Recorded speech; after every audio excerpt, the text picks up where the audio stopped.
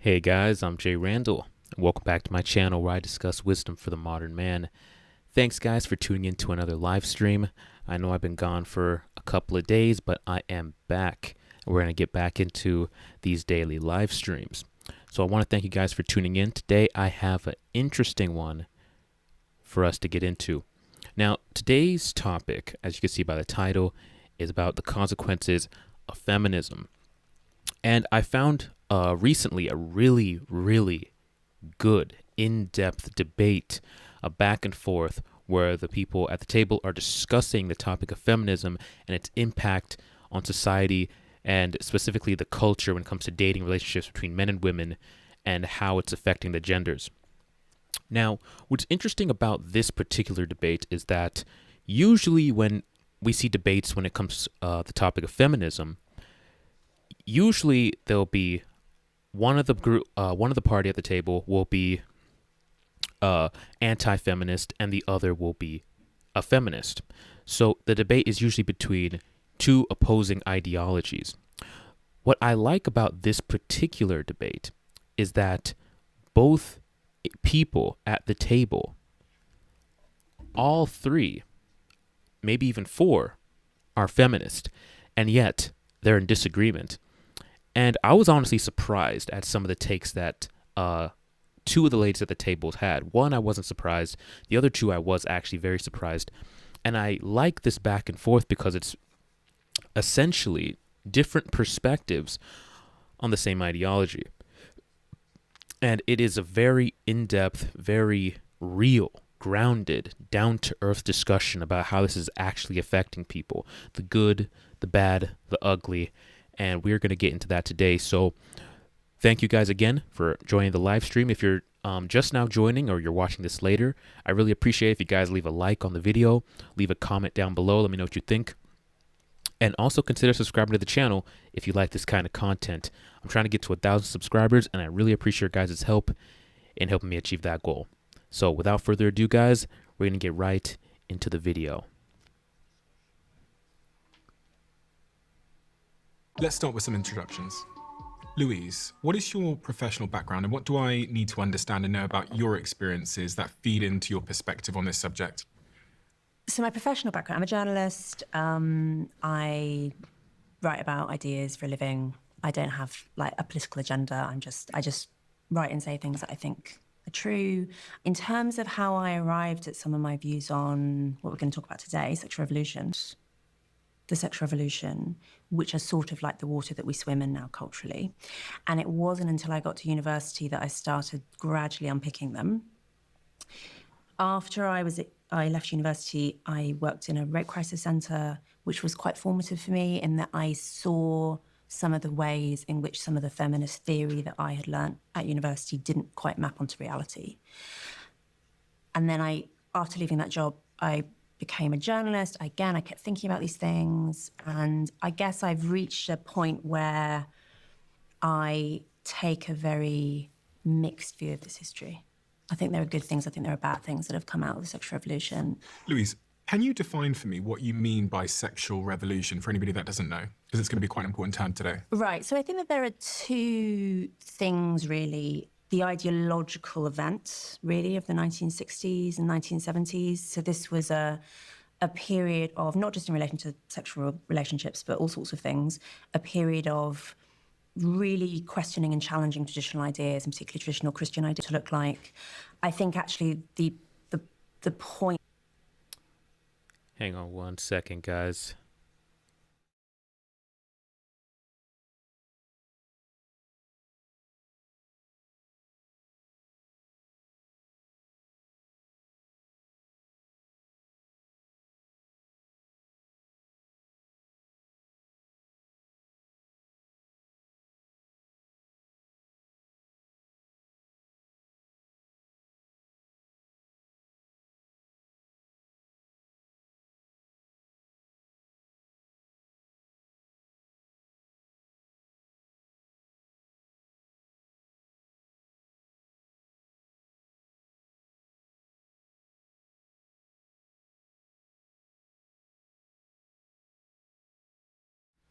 Sorry about that, guys. We're going to get right back into it.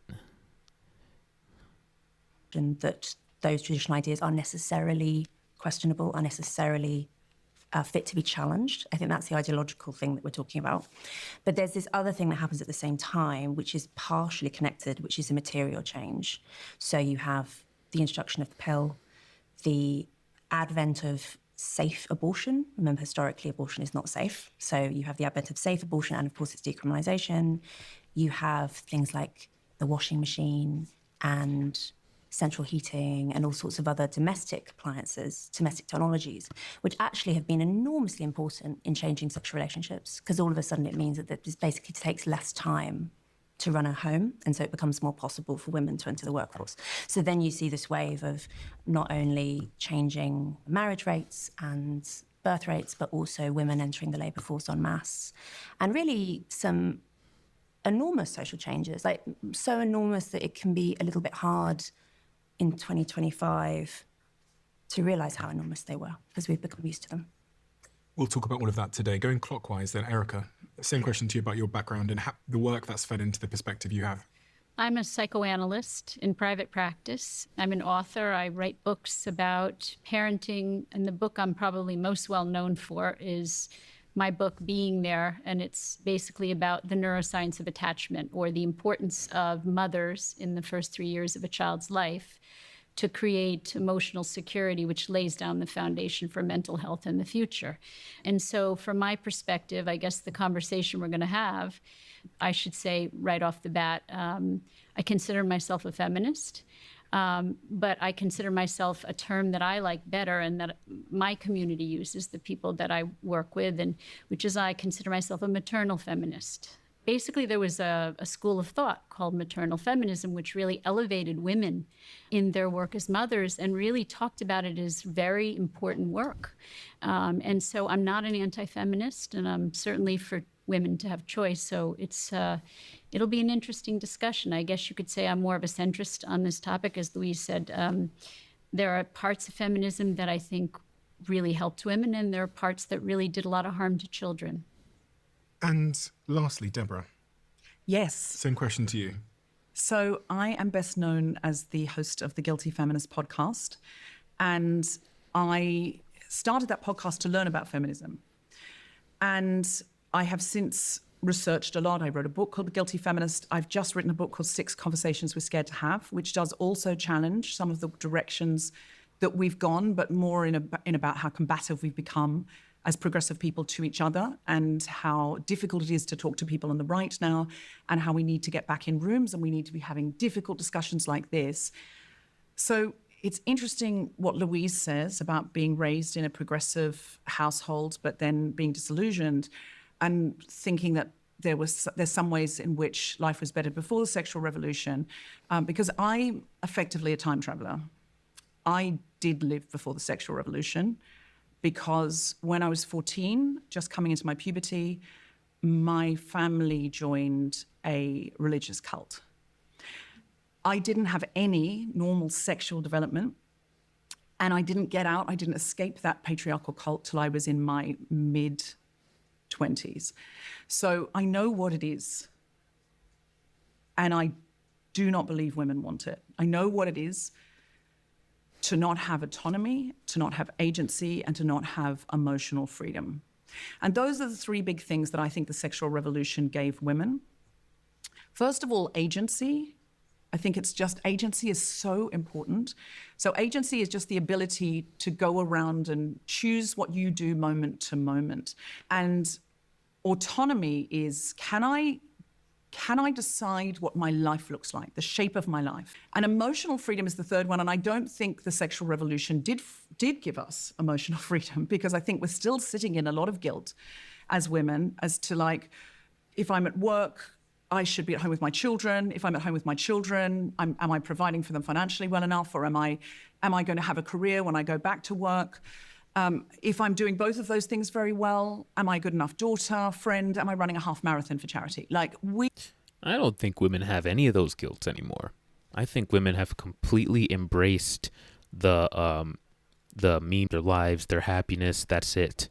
There's no duty. There's no purpose. This idea that women are sitting at home, contemplating whether or not their fulfilling these other areas of their lives. I don't think so. From what I hear from most women, and especially most women who identify as feminist, it's very me-centered. They're not worrying about if they're fulfilling other areas or being there for family or being a good mother. I mean, we hear it all the time, you know. Men will sacrifice their happiness for their family, while women will sacrifice their family for their happiness. And this, unfortunately, is something I've found to be true, and we see it all the time. And you couldn't have this realization if women were sitting at home wondering if they were fulfilling these other areas. No, I disagree entirely. I think women have completely embraced this self-centered, focused on themselves. Everything else just falls to the wayside. We are in a stage of such guilt. That's why my show and one of my books is called The Guilty Feminist, because I felt that feminism had become another thing to feel guilty about. And so anything to me that engenders more shame in women or more guilt in women, or takes their autonomy away, even emotionally, for me, I would like to move far away from that. Because in my life, every year I've been away from that cult, and I have had more autonomy and more emotional freedom. I have felt more spaciousness, and I have become a better person, a better partner.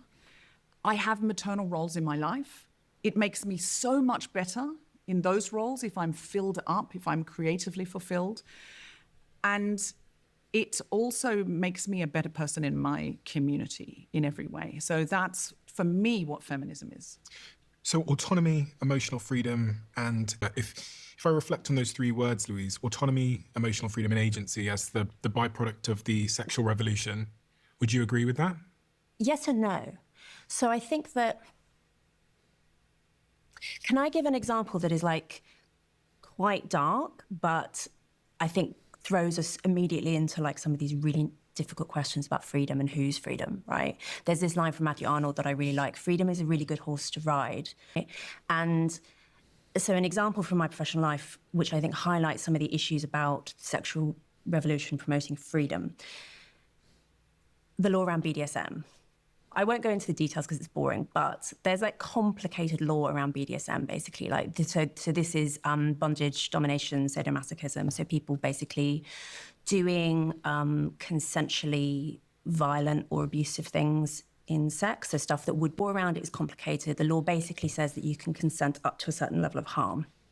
And then above that level of harm, you're criminally liable. And if something goes wrong, like, you're done for it.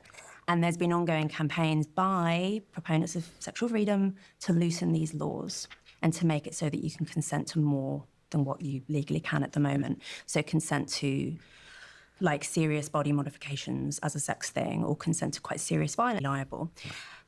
So me and a bunch of other feminists set up a group called We Can't Consent to This. The reason we did this is because there were an increasing number of cases in the UK, this isn't unique to the UK, of women who had died during sex, and their partners claimed that they had consented to the violence that killed them. So this was normally strangulation, but there were other like horrible ways in which these women died. And these men were getting away with this in the sense that they were successfully claiming, no, this was all just a sex game, and they were successfully avoiding a murder prosecution and sometimes getting very light sentences for manslaughter. And I think this is a really, really good example of freedom for who and freedom for what. Because you can completely see why some campaigners would want the law on BDSM to be much more liberal. And they would say, and they do say, you know, I'm a consenting adult. Who are you to tell me that I can't do X, Y, Z in the bedroom? Who are you to tell me that the law ought to step in and try and criminalise what adults do in the privacy of their own homes? And you can see their argument. But then I say, okay, but the problem is we're all connected to one another. And your freedoms impact on mine. And this all, you know, a society is greater than the sum of its parts. Exactly. That statement there, your freedoms impact on mine. And that's why you see so many of these feminist laws. And there's this idea, well, it's just, why should you care? Why should you care what gets passed in regards to what we can or cannot do? Just focus on yourself, mind your own business. Why are you so obsessed with what we can and can't do? Because the laws that get passed, affect me too. I may be forced to do something I otherwise wasn't. I might be liable for prison or because you got a law passed in your favor. So yeah, it does affect us. So it is something we have to pay attention to. And if you're going to say that sexual freedom is the preeminent value, then I don't know what we do in these cases, these concrete cases where it seems to me that a terrible wrong has been done to this woman. And if we don't have illiberal laws, at least, as I'm sorry this is a dark example to like kick off the conversation with, but I just think it's a pertinent example of how freedom is difficult and agency is difficult and choice is difficult. And we can say that these things are good generally. I think they are good generally, but they are virtues that need to be balanced against other virtues. And that's the challenge. Freedom is a wonderful thing. No one would want to take freedom away from human beings, but excessive freedom without structure. Something I always say, and you probably heard me say it on this channel multiple times, freedom without boundaries or limitations is chaos. Freedom has to have a limit. Otherwise, it just devolves into anarchy and just chaos. Freedom without boundaries and limitations is chaos. So I'll use the example because I talk about children a lot. If you raise your children with respect for their will, that is a good thing, right? You don't want to quash their will. You want to support their individuality and support their choices. And even when raising children, you're going to give them choices. Do you want eggs or waffles for breakfast? Do you want to wear your green pants or your blue pants? No more than that with small children. But if you don't provide any structure for them, they don't feel loved, they don't feel secure, they don't feel stable. And so freedom isn't a good thing. It's that excessive freedom without any structure at all can also make us feel untethered, unbound, without connections to the people that we're most intimate with. And that's my concern. So it's not that sexual freedom isn't a good thing. It's that in my mind, it may have gone too far. Just to add to that before you jump in there, despite the general decline in sex, especially amongst younger people, societal acceptance of casual sex has grown quite rapidly. In the UK, approval of casual sex rose from just 10% in 1999 to 42% in 2022. The hookup culture. Yeah. So when you say rules and structure, Erica, I'm really interested in that turn of phrase because, of course, children need rules and structure, but women aren't children. Well, listen, man. Listen, a couple of years, especially with the explosion of TikTok and a lot of these dating podcasts and TikToks have exposed a lot about female nature that we otherwise would not have been privy to. And I would say that the female mentality, whether you might call this misogynistic or not, is very similar to childlike behavior. And I think we can all, if we're just observing that, we can pretty clearly see the way women act and how it's not always like an adult. Not that I'm saying that men are always act like adults, and I'm not saying that at all, but we're way more likely to take accountability, and I think that is a huge factor when it comes to determining whether someone is an adult or not. We're all children. Men are children too. From a psychoanalyst perspective, there's a child in everyone. Of course, but I think when we're talking about rules and grown women, we are really, really in dangerous water because we are looking at a society that is increasingly closing down on women and telling women where they could do better, be better. If we're looking at an extreme example, we're looking at Iran in 1970s and women in parliament and women walking around is part of the sexual revolution in miniskirts and having a wonderful time. And then you're looking at women in Iran now. You're looking at women in Afghanistan now. Women in Afghanistan now. Is she saying that women in Iran and in Afghanistan were at one point walking around in miniskirts? Did she just say that? Bruh, okay. Okay. Now have rules and they have structure. They can't stand near a window. They can't leave the house without a man. They can't they can't use their voice in public. They can't sing. Like anything that says rules to me, I'm immediately like, firstly, our society has plenty of structure. We have a lot of structure. We all have to work to make a living. We are all encouraged into monogamous relationships, and there's a feel that you're successful if you find the one and get married and have 2.4 children. There's so much structure in our lives. There's very little time for relaxation or even considering what we really might want to do. Boom. You see how she's talking right now? When I mentioned earlier the me. It's all about me. What do I want to do? What do I want out of life? What makes me happy? Me. And then she wants to sit here and talk about women are, feeling guilty about not being there in this area of their life or fulfilling this person's need. No, they're not. They think just like her. It's all about me, my happiness over everything.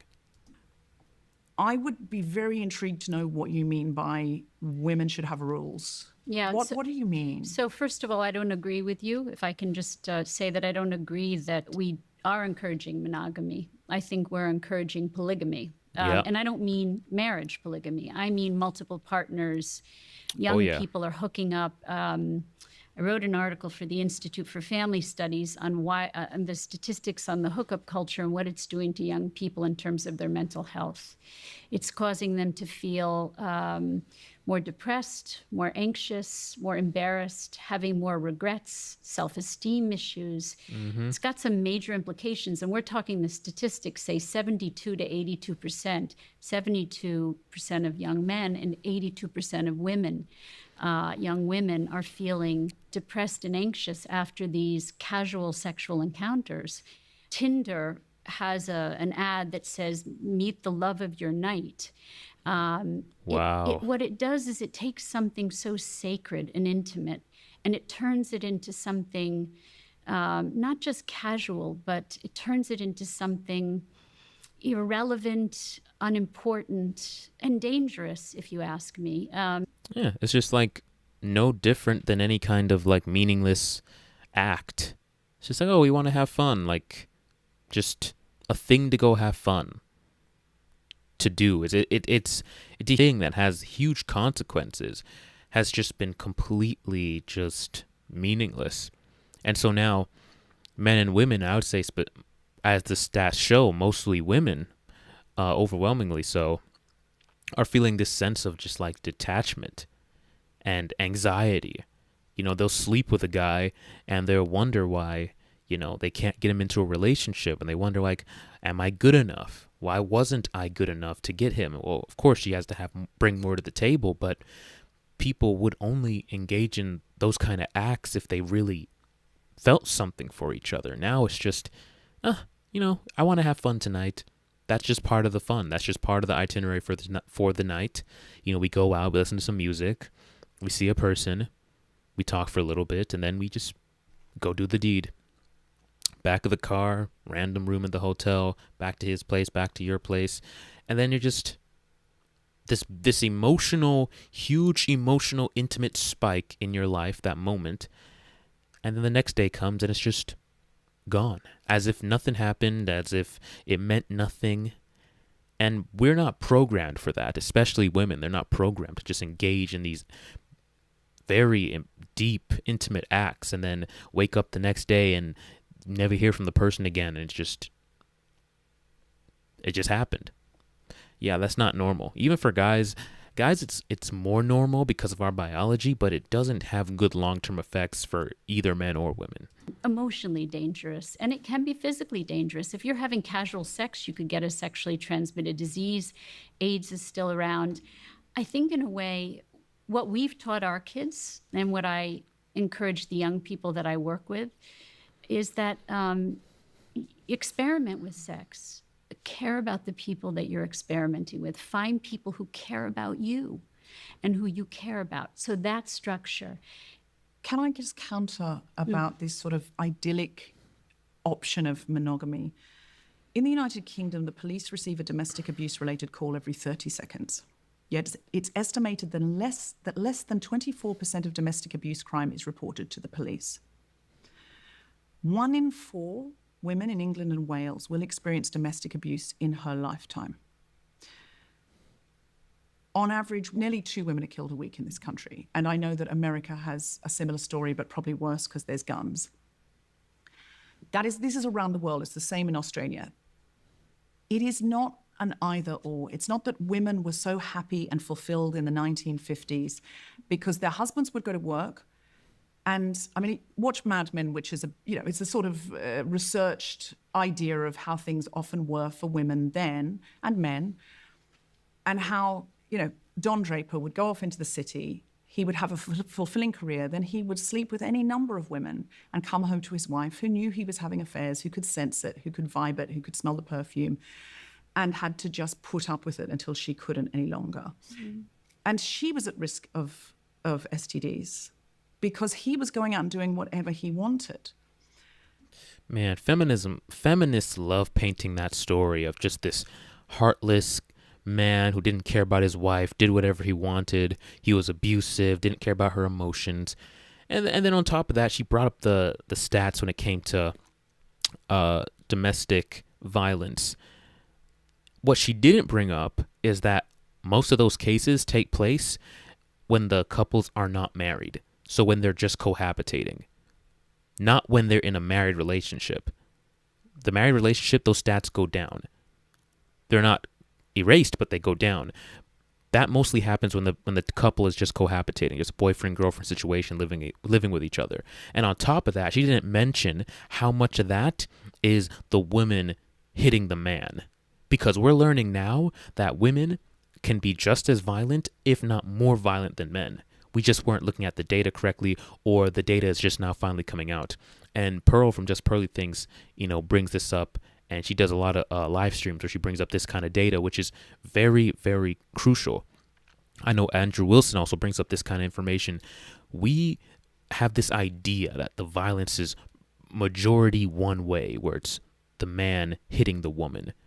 But now we're finding out that the data shows that most of the time it's both parties hitting each other, and if it is one-sided, it's the woman hitting the man most of the time. But that wasn't common information.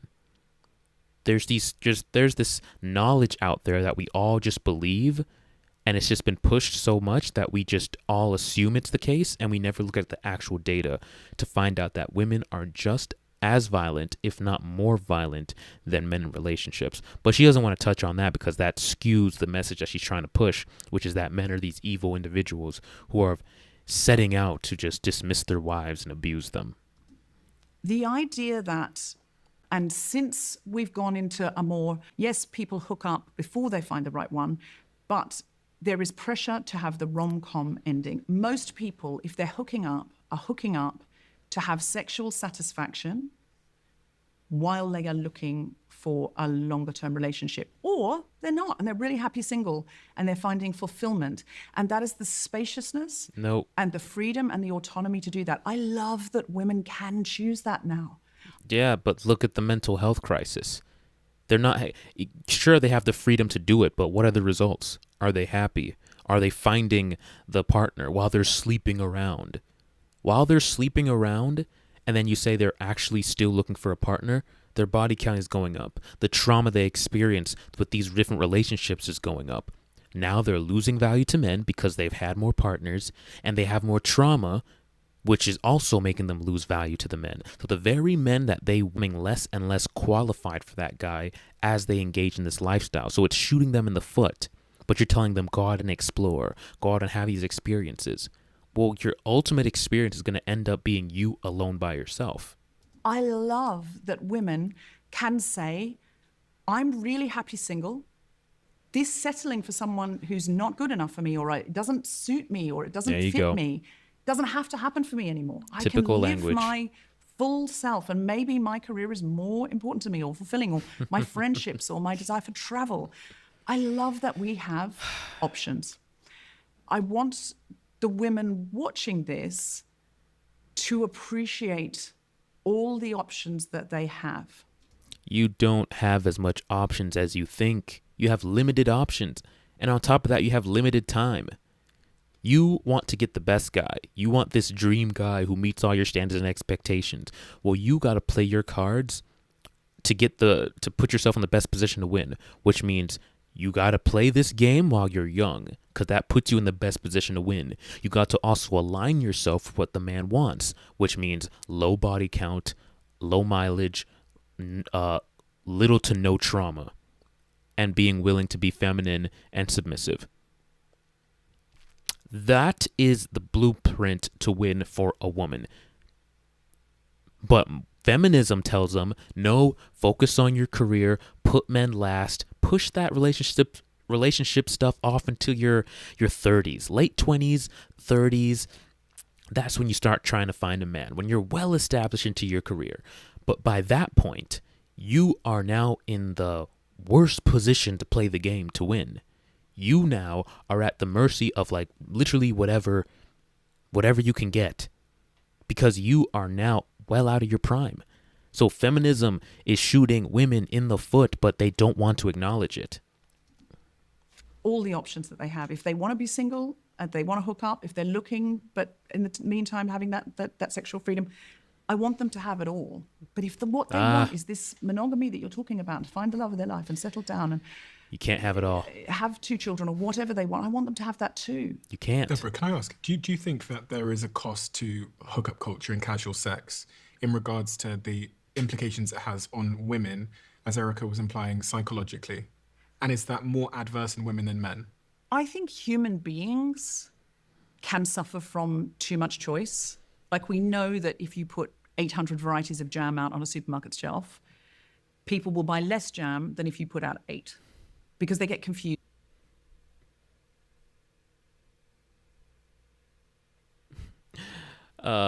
Tad in the chat says, it's pure agony to listen to women speak like this.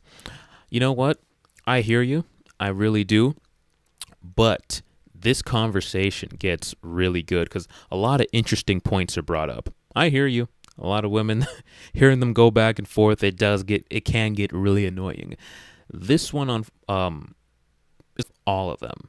She's just has all the talking points that we've heard a million times, uses all the language. I want them to have it all. Sexual freedom, sexual liberty. She is the embodiment of all that feminism is. The other two, though, bring a lot of really good insight. We just haven't gotten to that part yet. I've watched not quite all of this, but quite a ways in, and yeah, they have really interesting conversation that I was not expecting to come from women who identify as feminists. So I know it could be a lot hearing these women just yap, but try to bear with it because it does get interesting. So they just think, oh God, I don't know, none of it then, and they walk away. I think the fact that we have young people sitting in a bar on a hinge date, and while that person goes to the bar, they're like, what else is out there? I think that's bad for human beings. Mm-hmm. I think that is bad for women, for men, for non-binary people. That's bad for everybody. But this sort of sacredness, Erica was alluding to a sacredness of sex itself. Yes, I think that is not a thing, that we are somehow finding women find sex more sacred than men. We didn't say women. Well, I agree. I think women, well, not anymore. Women definitely don't find sex more sacred than men. And in fact, I think the pendulum is swinging so far that there's more men who find sex more sacred than women, because men are leaning more conservative. They're becoming more traditional, whereas women are going far, more liberal. So I think that, yeah, I would agree with her now that they don't, but I agree, but once upon a time they did. It's that feminism won over the women. And so now that they completely, sex is meaningless almost to a lot of these chicks. I didn't say that women find it. I think it's sacred for men and women, but Yeah. Yeah. So you were speaking to sort of sacredness to it, and I know, Louise, in your work, you've talked about how there's different implications for men and women as it relates to casual sex. So I think that hookup culture basically is better suited to the average preferences of men than of women. So the average preferences of men are more likely to be towards the having lots of partners, jumping into bed really quickly, into the spectrum basically, and are generally more unrestricted in their sociosexuality than are women. And hookup culture favors the highly sociosexual. And actually you can see this if you look at campus dating cultures and sexual cultures, which are interesting because in a way university campuses are almost a closed environment. You've got all these young horny people hanging out, not very much to do, and like interacting with one another. And on campuses which have more men than women, so the women are the scarcer resource, basically, assuming everyone's heterosexual, right? They tend to have more conservative sexual cultures, so more monogamy, less hooking up, people wait longer to have sex, etc. On campuses where there are fewer men and more women, which increasingly is true of all universities, actually, 60 because to 40, exactly, you have the opposite. You have more hookup culture because basically the men are the scarce resource and they can set the terms, and men prefer more hookup culture. There are obviously exceptions, this is all true, but at the population level, I think that's really good evidence that actually women en masse don't like hookup culture.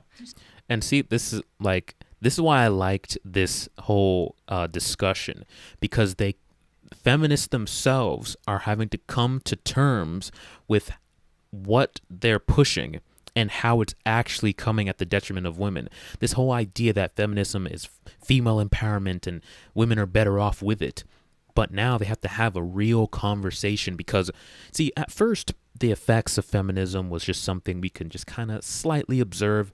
We didn't really have to, acknowledge it too much because it wasn't a big enough impact. But now, with the dating culture being what it is, the campus culture, women not being able to find husbands or boyfriends, men not wanting to commit anymore, the promiscuity getting out of hand, just over-sexualization getting out of hand, this idea that pornography is empowerment for women and the, sexual sex work latching itself onto feminism, and women are having to come to terms have become far too just glaring that they have to sit down now and have real discussions. You can't brush it under the rug. They can't pretend like it's not a big enough issue as it actually is. So now they're sitting here saying that, hey, look, we create an environment where school doesn't favor men, where men feel pressured, where men feel unsafe. And so now there's less men going to college, and women can't find men who meet their quote-unquote standards. And on top of that, the environments at the school, on the campus, are more in favor of the few men who are there as opposed to the women, because the men are the ones who call the shots. They're the ones who seem to have like a bright future because they're in school, and there's more women than them. Bro, when I was at the college campus, my last college campus, bro, there was like every class I had, for every guy, there was at least 2 to 3 women. It was overwhelmingly women. When I would walk the halls of the campus, I felt like I saw like 5 women for every 1 guy. Absolutely, the men have all the leverage, bro. It's like so easy. But this is the environment that they created for themselves, and they're gonna have to face it and come to terms with it. And now they're seeing if they can try to fix it. Have to. What you're talking about there is very young women who have just left home. It's their first exploration into sex. Now, if you ask a 32-year-old woman in London who knows her body, who knows her preferences, who knows what kind of man turns her on, who can talk about these things and communicate, and you ask her, do you regret that hookup? She'll be like, no, I worked really hard this week. I was literally looking forward to it, and it was wonderful. If you ask that same woman, don't. Do you regret any of the hookups you had when you were a fresher? She'll be like, oh my God, I didn't know myself. I didn't know how to ask what I wanted. The boys were terrible at it because they didn't know themselves. I don't think universities are a great place to get this information, because that is when you are literally just exploring and going, is this anything? And we're all too embarrassed to say what we want or to say how that we like. Oh. So That's because, you've got to put into that mix. bruh. Boys are told, you got to get laid. You got to get laid. Otherwise, you're not cool. Young women are told, you don't want too high a body count. You're going to get slut shamed. So you're talking about 18-year-olds who don't know themselves yet, and you're saying when they... Yeah, but there's a reason for that. There's a reason for that. First of all, going out, women aren't finding it fulfilling because there's no actual emotional connection. You're pushing this idea that sex should just be this fun thing. Women don't want it to just be this fun thing. That's why they find it unfulfilling. Men can compartmentalize it because of our biology and make it just this fun act to do and then move on like nothing happened. We can do that. Women don't do that very well. But because feminism pushes for women to start acting like men and that the ideal woman is programmed like a man, women are trying to achieve this goal by sleeping with multiple men, and the only is after quite a large body count. That's when they've finally achieved what men can do naturally, which is emotionless sex. It's not real, but women don't want that experience. That's why it's so unfulfilling, and they feel empty and they feel used. They want to attach the intimacy, the emotions to the act. But you're pushing that if they want that somehow they're less of a woman. And this is why they have these mental issues. They're filled with anxiety, disappointment, regret with these things that they're engaging in. It shouldn't just be this fun thing to engage in. And on top of that, when she said that men are told to go get laid. Yes, men are told to go get laid to a degree because society looks at them a certain way, including women. Look at them a certain way if they haven't had sex by a certain age. For example, if a woman finds out that a man hasn't had sex and he's 30 years old, she's going to look at him funny. She's going to look at him weird. What's wrong with you? What? Like, no woman wanted you up to this point? That's weird. She's going to feel like something's wrong with him. Maybe he got a small penis. Maybe he's socially awkward. Maybe something is off with this guy. Whereas a woman, if she is 30 years old and hasn't slept with anybody, especially if she's a good-looking woman, that's going to be looked at very highly. They're going to be like, wow, that is told, especially women are told to sleep around. You have all this pressure, have all this lust, and you were able to control yourself. That's looked at entirely different. A man at 30 who's a virgin and a woman at 30 who's a virgin, complete opposites, the way the society views them. So yes, we're told these things because of the societal norms.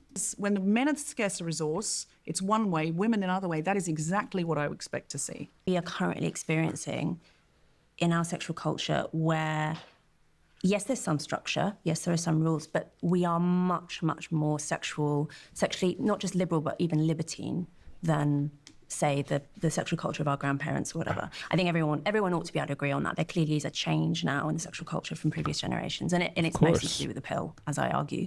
But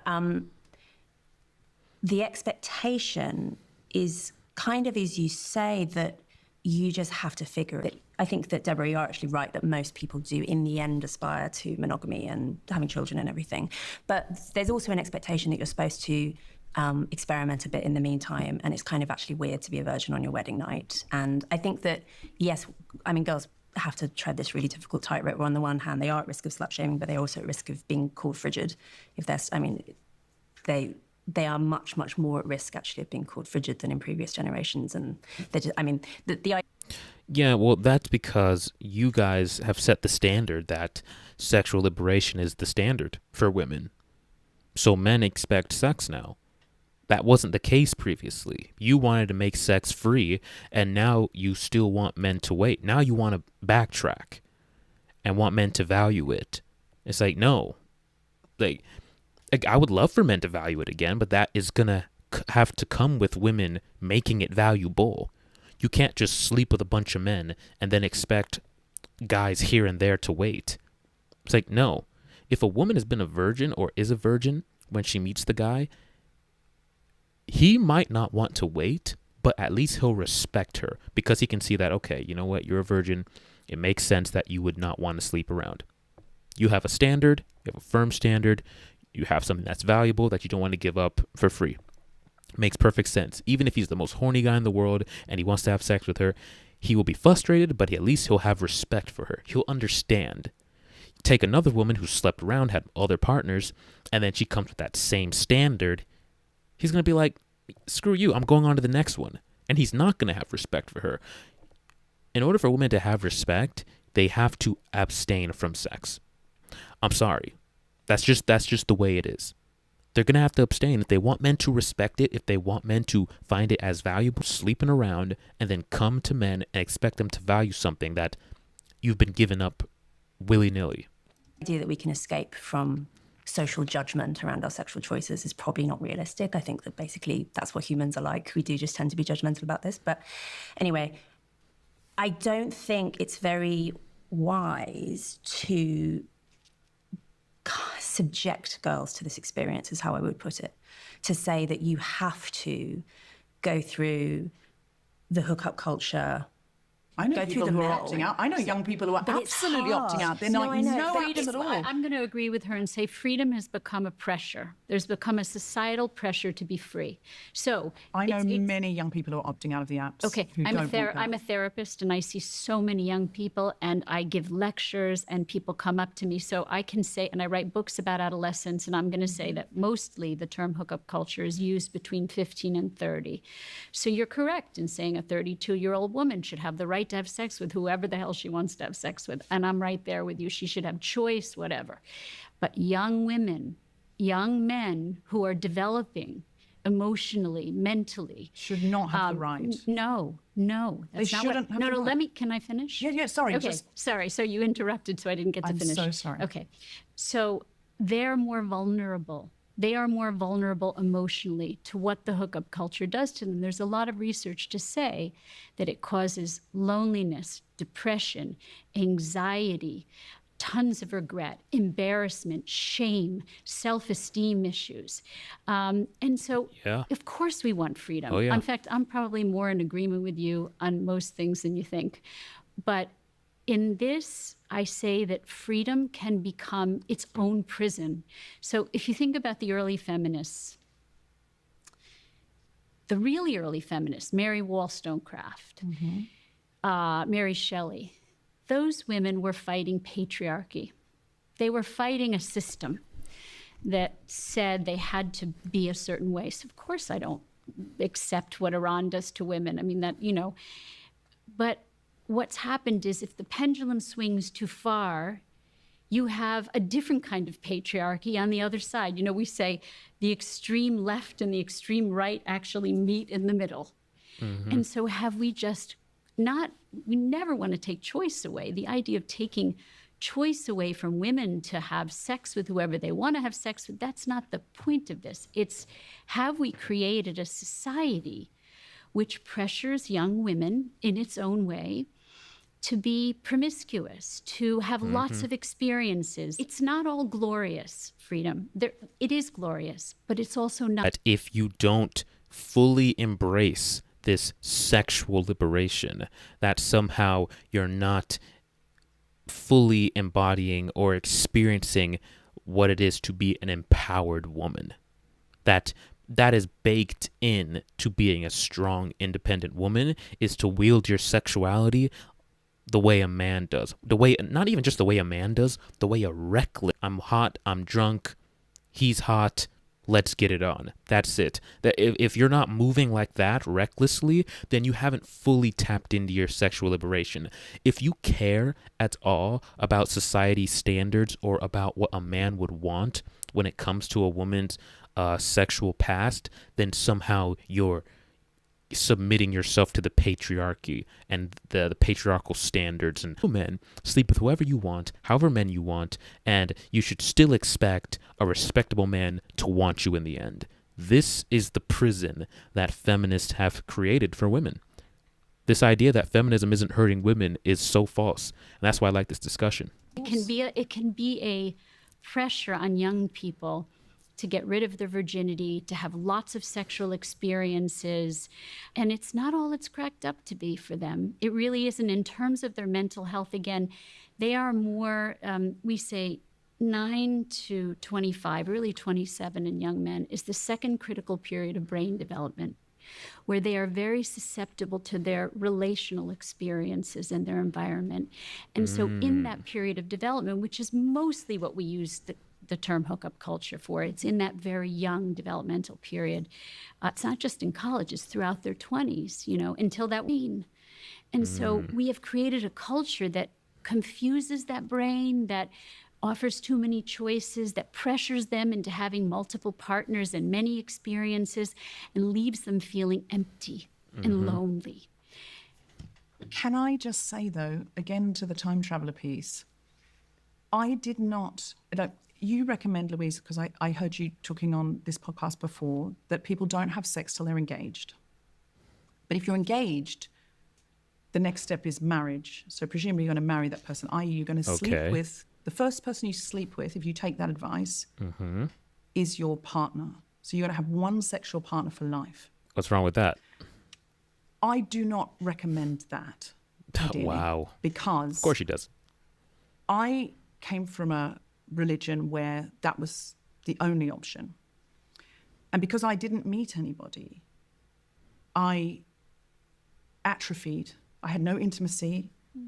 I felt so lonely. Now, you're saying sometimes people have a hookup and they feel lonely afterwards. Totally, of course. That's happened to everyone who's ever had casual sex in any quantity, where you feel a bit like, oh, that didn't fill me up. It's like, when they say you go and have a Chinese meal and you feel hungry half an hour later and you were wanting more. But she's making that seem like it's normal. That was never normal. It's like, oh yeah, of course. No, you have hookup culture and you feel like empty and used up, and that should not be normal. And then she's talking about, oh, there's an issue with having one partner, like, only sleep with the person you're engaged to, which honestly is a step back from what the Bible and other religions say, that you're only supposed to sleep with the person you're married to, not engaged to, because the engagement isn't, that's not complete. So, but even then, everybody just sleeping willy-nilly. So this idea that that's somehow problematic is crazy, because when it comes to people who only sleep with one partner and they end up marrying that one person, that's the only person they know sexually, the data undisputably shows that they have the best results. Like, hands down, it's not up for debate. People who have one sexual partner their entire lives report better marriages or marriage, and they're more sexually satisfied in that dynamic. So this idea that that's problematic is insane. It's literally everything she has coming out of her mouth right now is verifiably wrong. There is no utopia here. There's only options. Oh, hearing these options what happened again. to me, because I had no option, I had no autonomy, disconnected from myself. To this day, I struggle with that. I struggle with intimacy, with because we were in such a culture of you can't have sex before you get married, that you didn't really make eye contact with people. Normal teenagers will sit on each other's laps and just experiment a little bit, or they might have a little kiss or whatever. If you don't have anything like that, you can't really look at people properly, because, it might lead to something. Well, here's the thing. Most people don't grow up in a religious cult. She's using her unique, rare experience to then give a prescription for the entire world. It's like, no, most people don't grow up in a religious cult, so most people don't have your experience. So you saying because I lived this experience and I had this outcome, which most people will never have, they should go ahead and just sleep around. It's like, no, that's not the case. Most people don't grow up in a religious cult, bro. They grow up in regular households, and they might experience a boyfriend or two. They might have their first kiss in middle school. They'll have little, sexual experiences here and there, but it doesn't have to lead to full-on intercourse, right? You can sit on a boy's lap without sleeping with him. You can have your first kiss without sleeping with somebody. You can have your first boyfriend without having sex. These experiences don't have to lead to sex. And just because she's in this religious cult doesn't mean that everybody's life needs to look the way she is trying to paint society. It took me virginity, I was older. And it was tough. Because if you're losing your virginity very late, the person you're losing it with has had a more regular, healthy, in my opinion, sexual development. They've had their first girlfriend or boyfriend. They've experienced a few things. It's still hard for me to say what I want. So I don't recommend the other thing either, which is don't have sex with anyone until you're ready to prepared at least to marry them. I've got a graph here that somewhat dovetails into this conversation about when you should have sex and also marriage as a subject. And it shows that from the 1970s, roughly women would get married at about 21 years old. And now, this graph will be on the screen, it's about 30. Men used to get married at around 23 years old, and now it's just over 30, which is a pretty crazy climb. So it feels to me if the sexual revolution took place in around this era where we see this rapid climb, maybe the two were having sex under Louise's, potential advice that it's better to because wait. of the pill. That's why that happened. It's because it used to be that if you were having sex with someone, you were risking pregnancy. And now that's not, it is still true because actually all contraception fails and something like half of women in this country get pregnant didn't mean to or whatever. So the idea that it's foolproof is not true. But what Definitely the pill not did true. when it arrived on the scene in the late 60s was it gave the illusion that sex was consequence-free. And it isn't on a physical level, not really. It's less consequential than it was because of the pill, but the physical consequences are still there. But I think just as importantly, it became no less emotionally consequential. Just because you're on the pill or using condoms or whatever, your mind, I'm thinking particularly of women who, as we talked about, bond more quickly, your mind still thinks that you are Exactly. still experiencing sex as in the way that all of our ancestors did for all of human history up until 5 minutes ago, until we invented this new technology. Exactly. So that's why when women sleep around, they're naturally, biologically, whether they want to, yes or no, attached emotionally to the person. This is why you'll have the experience that I hear with women where it's clear on both parties are clear that this is just casual, this is just fun, there's no commitment. Almost always the girl catches feelings and wants commitment because they're programmed that if I'm engaging in this act is for security. This guy's supposed to be sticking around afterwards. They're not programmed to just do it for fun and dip like nothing happened. So yeah, it creates emotional trauma. It creates anxiety because it's like that this guy should still be sticking around. My body's telling me that this isn't natural for me, but my mind is telling me that it should be natural, and there's this conflict. Like, I should feel fulfilled. I should be happy. Feminism said I should be happy with this dynamic. Just sleeping around, go home, no big deal. But my body tells me that this is off, this is wrong. And that's why they feel that anxiety, that sense of feeling empty and used. And they're just unhappy. And you see it, you hear it. Look at TikTok. These women who've been sleeping around for years. And we can see it, the effects it's having on their mental state. They're all over the place. They're mentally just erratic, lost. That's not normal. You look at the women from older videos and you look at interviews, those women looked calm. Those women looked at peace. The way they spoke. They just seemed so much more balanced and secure and sure of themselves. But now, apparently, women are supposedly smarter, more empowered, more, have more options, but they seem more mentally unstable, erratic, confused. They don't know what they want. They don't know it's messing with them. Feminism has consequences. And I think that's why it has to, the reason that women have evolved to be picky about who they have sex with is because getting pregnant is an extraordinarily consequential thing for women. It's dangerous, it's difficult, it's a huge, investment of their time and of their life. And you don't want to get pregnant by some bozo, right? That's why women tend to be very selective about who they're willing to have sex with and feel really bad. And I've got to say, I'm leaving aside words like sacred, because they're obviously difficult because of the religious implications. I think that we should, like having some kind of special status. It's not or playing tennis with someone. And we can tell that it's been doing it wrong.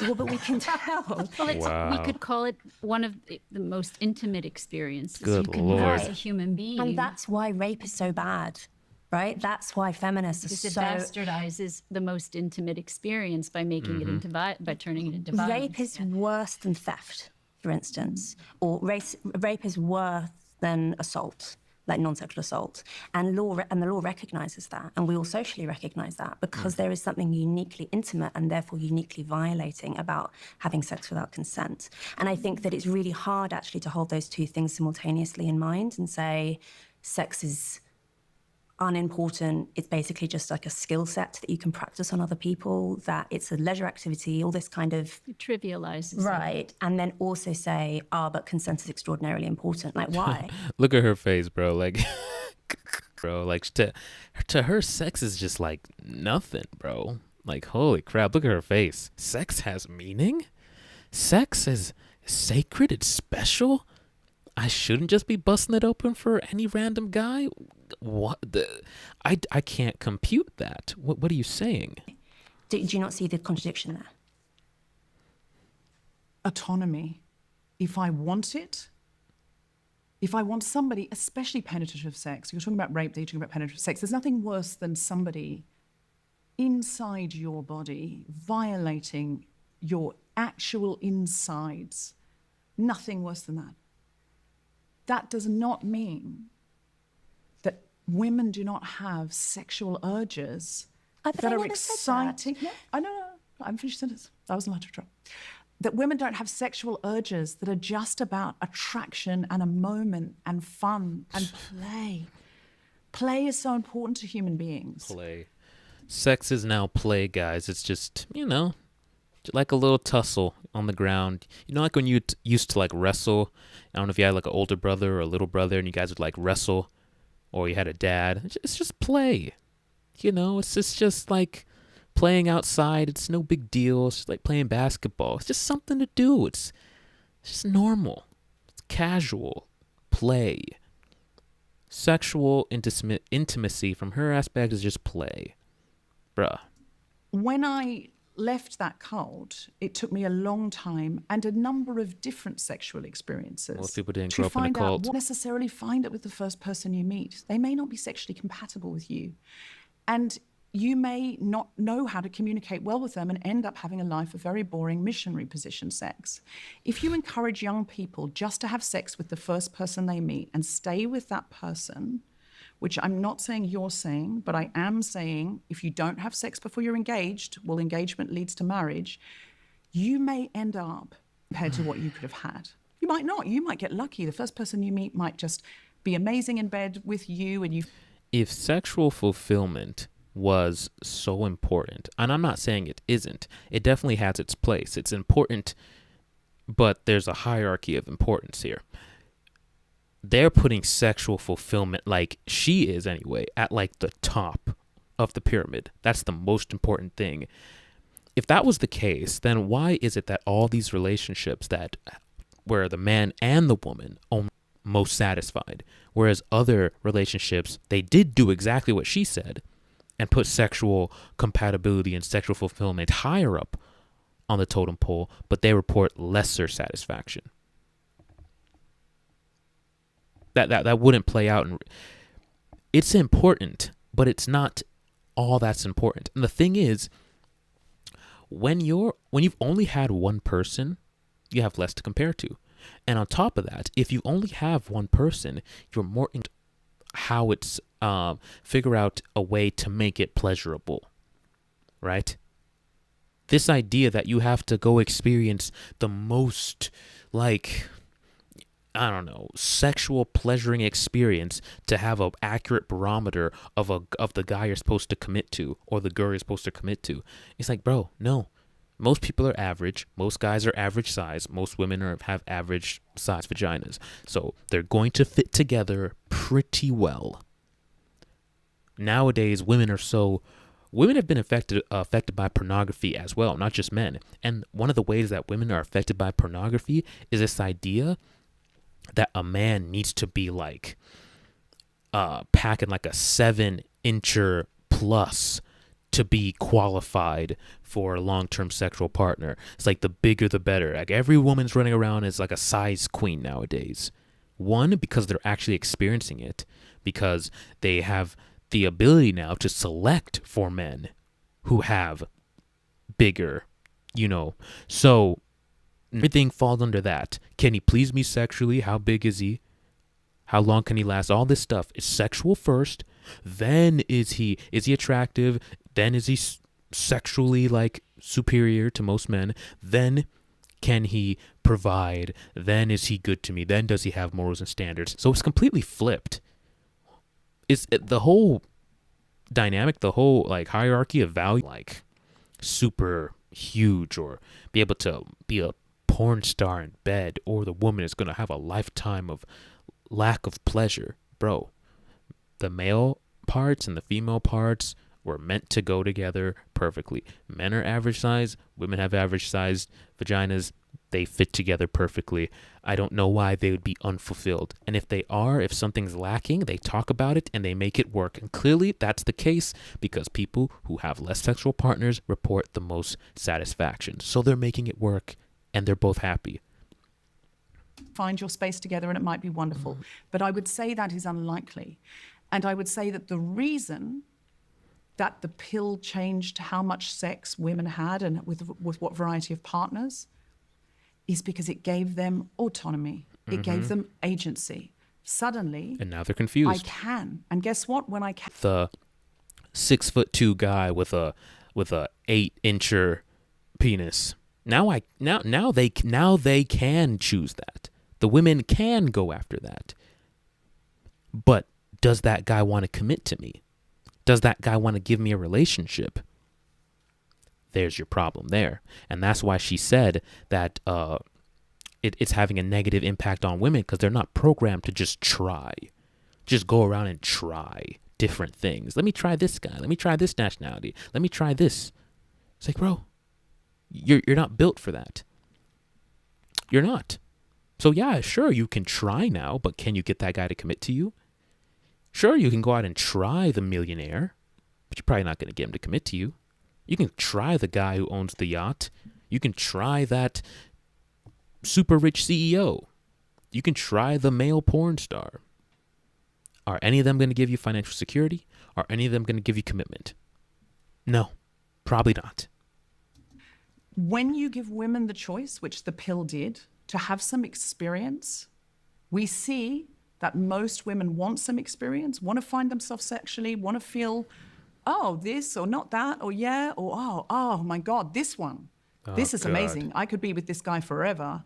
Why? Because he can please you in bed? Idiots. Hit it off. He's great in bed. We're working together. Oh, we've got a little problem now, but we'll work through it together because we love each other. Nah. Most people do something isn't working anymore, or something terrible happens, and they have another go at that. That's a large pattern. Now, how much of that is because that's what society expects? I don't know. But that is what most people tend to do. So for me, saying that because one night at a music festival, I had a really passionate, exciting encounter with somebody who I never saw again, that I am somehow minimizing rape is very disturbing. Can I just... That one passionate encounter you had at the music festival might disqualify you from a lifetime with a good man, where you would have a immense, passionate, loving relationship. Because it's not just one night. Feminism doesn't tell women to just try it once. Feminism tells them to indulge to their heart's content. And that leads to high body counts, which is going to make you less likely to get the man that you want. Project and just say that you're right in turning to me and saying I didn't mean that you have to marry your first partner, but there's something very important about the emotional connection, and that's coming from maybe me being a therapist and knowing and seeing the pain that the young people who come to me are in when there's no emotional connection and they give their bodies over. By the way, young men too. I think it's shifting, actually. It's interesting what I'm seeing in my practice. Young men are more vulnerable than women now. Women have taken on the role that young men used to have emotionally. And so, women have all these choices, and now they're leaving young men in the dust, and the young men are feeling lonely, and they have sex with a girl and they want to date her, and she says, no, I'm sleeping with 5 guys at the same time. And these are This is what I've realized from listening to this debate. She's in touch with reality and she's grounded. She might be a feminist and might have beliefs that I don't align with, but I could tell that she's coming from a grounded position where she doesn't sound like she hates men or resents men. It sounds like she believes in the feminist definition of equality, like actually believes in it, which is very rare because most feminists are really just female supremacists and man haters and misandrists. But this lady seems very grounded in reality, and she's right. A lot of men are feeling very disconnected as women are pushed into the masculine. Men have been pushed into their feminine, and it's creating this sense of, I don't know the right word at the moment, but we've all experienced it. We've all see it. better with emotional connection. It doesn't mean you have to marry the first guy that you have sex with. I also want to say that there is something called neurotic repetition. A lot of the early feminists had a lot of trauma. You had trauma. A lot of people have had trauma. And what happens with trauma is it tends to be like PTSD. If we have disconnection early on, or attachment disorders, as I've talked about in your other podcasts, when you're very young, it gets reenacted and repeated throughout your life over and over and over and over again. So interestingly, the early feminists were mostly traumatized women. If you look at the histories of them, they had physically abusive fathers, alcoholic fathers. Makes they a lot had of sense. uncles who raped them. They had, terrible, even their mothers too. Just really abusive parents, but mostly the men in their life were horrible. And so a lot of this whole experience depends on where you come from and what you had. If you've had good models, it's why I sort of talk about, I'm writing a book about divorce. Why am I writing a book about divorce if I believe in relationships? Because divorce is going to happen, and we need to help parents to know how to raise healthy children in spite of it. But relationships matter. They matter. That point she just made about so many of the early feminists having trauma as their background makes so much sense, bro. Because you'll look and you'll see the women who are the most man-hating, who are the most misandrous, who are like steeped in this like evil feminism. They always have like a dark backstory of my dad wasn't there, or my dad was abusive, or I was sexually assaulted. Like they are taking this horrible experience that they had at the hands of a man, which I'm not saying is right, it's horrible, but they take that and then they paint all men with a broad brush, and now every man is evil and wants to hurt you because one man did. So it makes so much sense. And even to the lady who was in red on the panel, she's talking about her experience, how growing up in a religious cult, and how that structured her worldview on how men are and how relationships should be. She's using her trauma to fuel her reasoning. That is so true, bro. Because even when it comes to the women I've dated women who've come from single mother homes, single father homes, who've come from just being raised by no parents, being raised by like an aunt. I've dated women who've come from homes where they have a father, but he is terrible. They have both parents, but the father's terrible and the mother's terrible.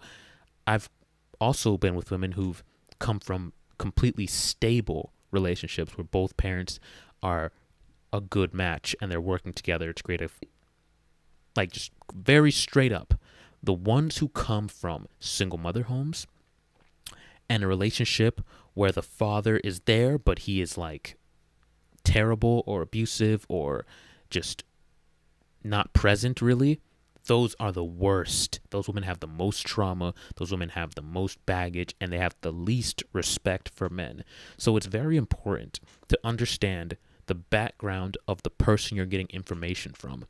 Like, you can understand that, like, from my perspective. This is why, like, I've spoken about my background before and, like, where my perspective comes from. But sometimes, and I'm not saying this invalidates their argument, but sometimes when you get red pill advice from some guys on the internet, it does come from a place of pain, which I'm not saying that that's invalidates what they're saying. What they're saying can be absolutely true, but sometimes what they're saying isn't true, and that's because they've gone too far, because they're pulling their information, their perspective from pain that they've experienced at the hands of a woman. Now, I would say most men have probably experienced pain at the hands of a woman, but my perspective on relationships mostly comes from my parents and their relationship. I grew up in an amazing two-parent household where both my families, both my parents, fulfilled their and my father is very dominant, very masculine, and very protective. So I come from that, and I use that as my guiding light for how they structured their relationship, the respect that was there, the roles that were carried out, and the duties that were performed by both. And that's the framework I use when I give you guys advice on how to structure your relationships, what you should tolerate, what you should not tolerate. But my background gives me the ability to give you guys very betrayal. Even if I've personally experienced that, that's not where it's coming from. So it's very important to know where your information is coming from, because it could be skewed based on their personal experiences. Matter in the raising of children. So when we have a disconnected society where we say relationships don't matter, just sex matters. Sex, sex, sex. Of course sex matters. But what I say to young people is sex is a very small part of a relationship. You get to know each other and you have the daily comings and goings of life. It's the friendship, it's the connection, it's the companionship, it's the relationship. But if you've had a lot of trauma, then you are not going to turn towards relationships, and you are not going to turn towards men. If men traumatized you and you saw a man abuse your mother, of course you're not going to want men in your life. So a lot of it, I think the feminist movement does something good. I wouldn't be here. None of us would be here without it. Those women that took the risks, we have to be grateful toward. But I mean, what it also did is it distorted a lot of the importance of relationships and how important male and female relationships are. I'll stop there because I've talked too much. But can I say something about agency? Because this word came up earlier, and I've been thinking a lot about it recently, and I just find it interesting as a subject. So I think that actually a better way of thinking about agency than is this binary thing that, you know, humans have agency, etc., is it's kind of more of a personality trait. I think that some people are very agentic. Some people are able to set their minds on doing something and they just make it happen. Those people are very well suited to making their own decisions. Those people hate the idea of any kind of limits on their freedom. But they are unusual people. Most people actually, they go with the flow. They kind of do what other people around them are doing. They drift a little bit. They're a little bit passive. They kind of make decisions based on what seems normal. They follow the template as it appears to them in their moment. You know, that's not necessarily a bad thing, but it does mean that those people are more vulnerable to bad scripts. Mm-hmm. The problem with the sexual liberation narrative is it assumes that everyone is highly agentic. It assumes that everyone is capable of being faced with all these various choices and saying, I'm going to choose this one and that one and making it happen, rather than what I think is more realistic, and particularly when you're talking about young people, and I think even more talking about young women. I think young women are particularly mimetic, and particularly, I mean, there are studies showing this, that women are, for instance, more likely to imitate other people's body language. They're more likely to, they pick up slang more quickly than men do. Like, young women are very alive to what's high status and low status, and like keen to imitate it. You also see this with fashion, all sorts of things, right? I think to just say to those young women, good news, you can choose anything you want, you can do anything you want. Obviously, if you are highly agentic, I think you mentioned, Deborah, young people who are just like, no, I'm not into this, off the apps, not doing it. They're highly agentic. That's very impressive, but it's rare. Like, most people actually are basically going to do what their peers do. And so that's why I think just saying, give everyone choice and kind of close the lid and say, good luck. I think that doesn't work. I think that actually we need to be a bit more prescriptive. I agree, because what you're seeing now, and I'm referencing back to TikTok, is you're seeing so many videos of women complaining about the path that they chose, and they're blaming society for telling them they should have chose that. For example, prime example is a bunch of women complaining that they went the boss babe route. You'll look at, if you go into TikTok and search up something along the lines of, I regret being a boss babe, you'll see so many women complaining, society told me that I should go to school, I should go to work, and this was going to make me fulfilled and happy. Why did y'all tell me this? I'm miserable. I work every day. I have to slave away. I get no time to myself. I'm tired. I'm stressed out. I have all these bills. But that's exactly how most women are. Because most women, they think they're choosing these for following the script that society is giving them. And so when they end up choosing this script because they followed along with what they thought they were supposed to do, now they're upset because, like, well, you said this was going to make me fulfilled. You said I was going to find a man at the end of this. You said that it would be better off to put off dating until I was into my 30s because 30s is the new 20. You said all of this and I did it, and now look at my life. I'm miserable. I can't find a man. I'm older. I'm about to age out in terms of do this. Why did I do this? And they're upset about their choices. You hear them say, well, maybe we boss babed too hard. We boss babed too close to the sun. Or women who've slept around a lot because feminism told them to be sexually liberated. Now, 20, 30 bodies in, and they're like, why did I choose this life? I never was happy with this. Even while I was doing it, I felt like it was empty. But I kept doing it because society said that I should feel empowered through this. But now I'm finally thinking for myself, and I'm realizing this isn't right for me.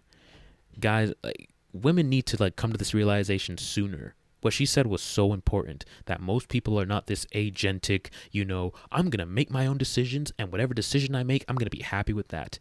Most people aren't like that. They kind of look at the general consensus of what people are doing, what seems to have the best outcomes, and they follow that. So yeah, if society is giving them a blueprint that is going to lead them to a lot of failure and heartbreak and emptiness, there's going to be a lot of women who are let down by what feminism is offering. Women were less agentic before the sexual revolution. Overall, as a population, we are more agentic now. We have more agency, and we flex that agency more frequently. You think so? If you are worried that young women seem to you to be mimetic, i.e. influenced by their peer group, then we need education for what's happening in that peer group. I don't disagree with you that thinking about intimacy, thinking about, do I really want to do this with my body? Do I want to let this boy touch me here or there, or this girl, do this or that with me or whatever? Of course. But that's education, so they can have agency. And that's the discussions that the parents have, ideally the schools are having. We desperately need that. They need rules. I would say they need to be further attuned to their own desires, their own body, their own environments, relationships. How long does it feel right to me? Listening to my own body, listening to my own mind, having... Here's the thing. She talked earlier about the script and women being susceptible to following a bad script. You see, women, the script for not only women but also men used to be religion. Religion was the script, having structure, the word she hates, that led to people having boundaries, limitations, having morality, right? A big thing that's been lost in this day and age, which is why people are afraid of dating, afraid of relationships, afraid of commitment, because they're afraid that the person that they're with is going to do something amoral or just do something evil and just completely, do them dirty. And society's become just a moralless, godless, standardless society. The women, you see the way they act, the way they dress. Even men have given into their just base desires. Society was governed by a framework that led people to the best outcome. Maybe not everybody got a good outcome under the framework of religion, but most did. The majority were able to find fulfillment or at least good outcomes in that dynamic. The majority. Now we've tailored society to the minority. The few individuals who would have found fulfillment in sleeping around, in having all these partners and all these choices. I'm sure there's a few women who would thrive and want those options, but that's not the majority. Majority would have thrived under the rules, under the principles, under the morals. Now society's flipped on its head, and now it's structured for the minority, the ones who want all the options, all the sexual partners, all the promiscuity, who want to dress half naked. You will have won't be good. Very few women will find fulfillment in that dynamic. It's terrible. Confidants that they can talk to who are older and more responsible if they don't feel comfortable talking to their parents, because some kids, of course, teenagers don't necessarily go, Mom, I had this urge. Do you provide other people in their community who they might have that conversation with?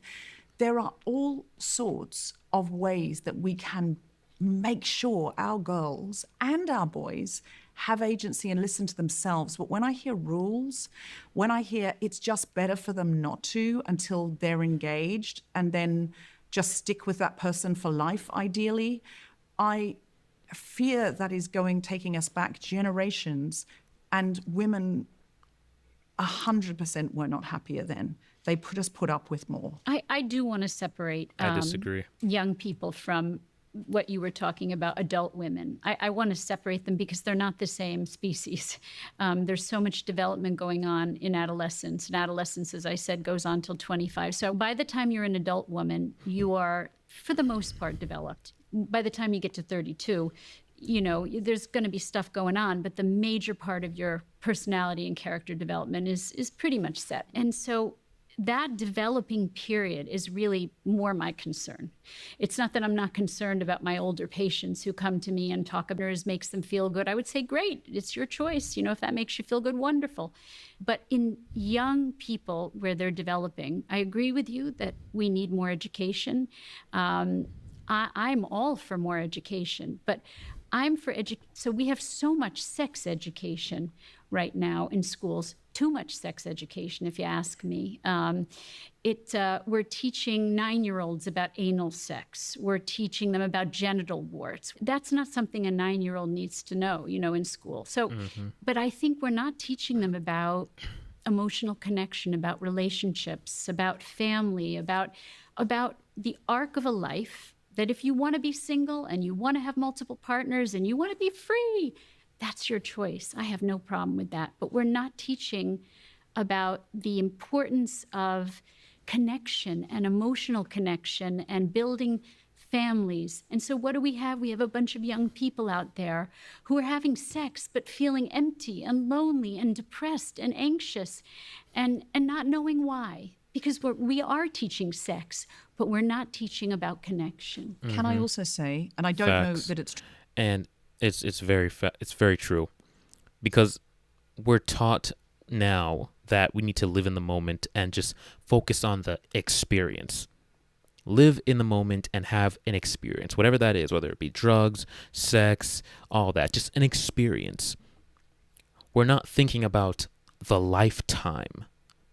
The lifetime, right? if you live just moment to moment, you're going to fail to plan for the overarching like storyline. You have to think about the end of the story. Where do you want to end up? You can't just think about, oh, moment to moment, because then you're going to make decisions that might disqualify you from certain endings, from certain stories, from certain life, like long-term experiences. Feminism tells women to live in the moment. Femininity in and of itself is just in the moment. This is why women are very impulsive and they make decisions based on their feelings, which are in the moment. And so feminism appeals to the impulsive and to the here and now. Let's just enjoy ourselves now. Let's just focus on my happiness and what I want now. Whereas the masculinity is like a long-term planner. We think to the future. You have to think about the future. You can't just make decisions in the moment, because then you're going to make bad decisions that are going to disqualify you from things that you're going to realize that you want later on. And this is why a lot of women are making very irreversible mistakes and lifestyle choices that are going to have immense consequences. We need to start making sex about relationships and intimacy, not just the here and now act for pleasure. True that in the UK that we're teaching 9-year-olds about anal, by the way, often here is pleasure. They do not talk about how pleasurable it can be, or that that's girls all we talk should about. Be when they have their first sexual experience, ideally as young women, that are not girls, but of course they should be young women, they should be of age, that their pleasure matters. There's so many young women who at the first just go, I guess I have to do this, and he has to find pleasure in it. Bruh, she's talking about your pleasure matters. If you're talking about casual sex and you're sleeping with a guy, he might care about your pleasure. He's not necessarily obligated to, right? He's not obligated to. This is why a lot of guys, they get their nut off and then they're gone. And the woman is left feeling, well, I just wasted a body on someone who didn't even care if I was sexually satisfied. But guess who's going to care if you're sexually satisfied? Your husband. He cares about you, and he cares about if you're going to be satisfied.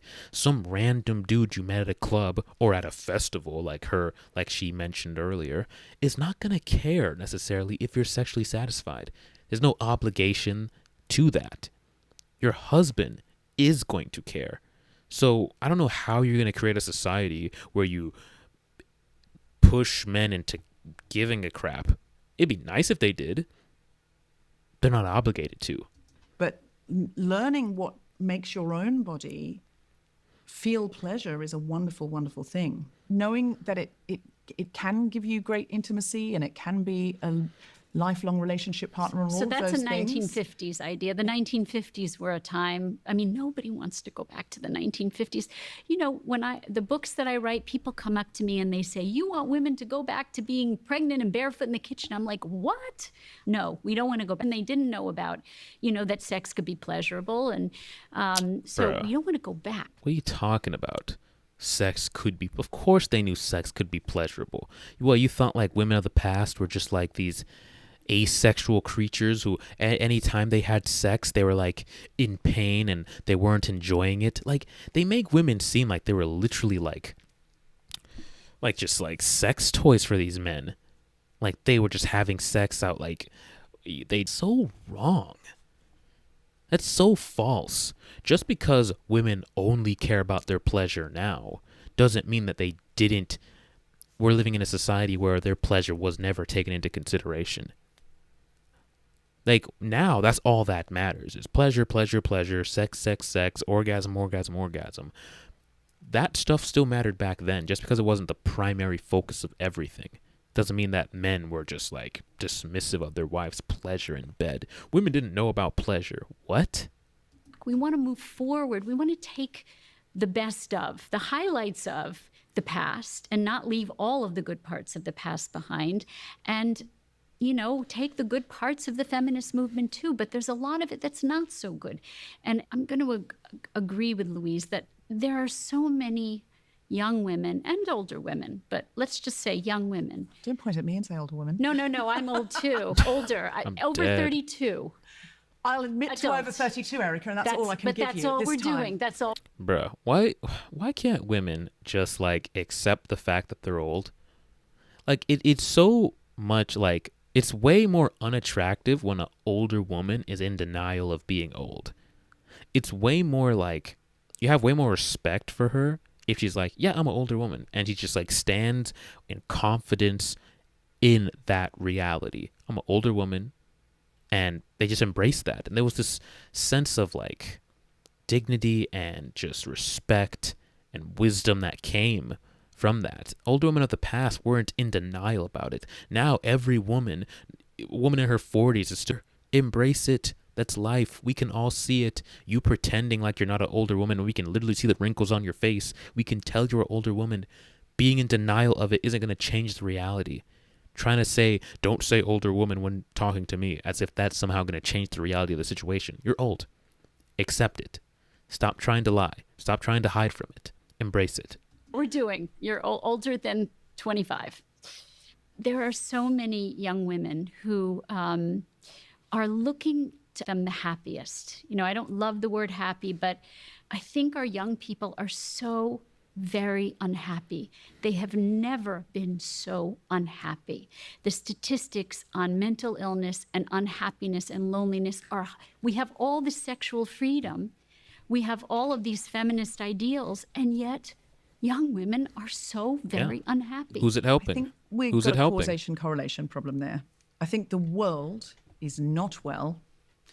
We are really looking down the barrel of climate change, land wars. Cost of living is out of control. Young people will never own a home unless their parents give them an enormous amount of money.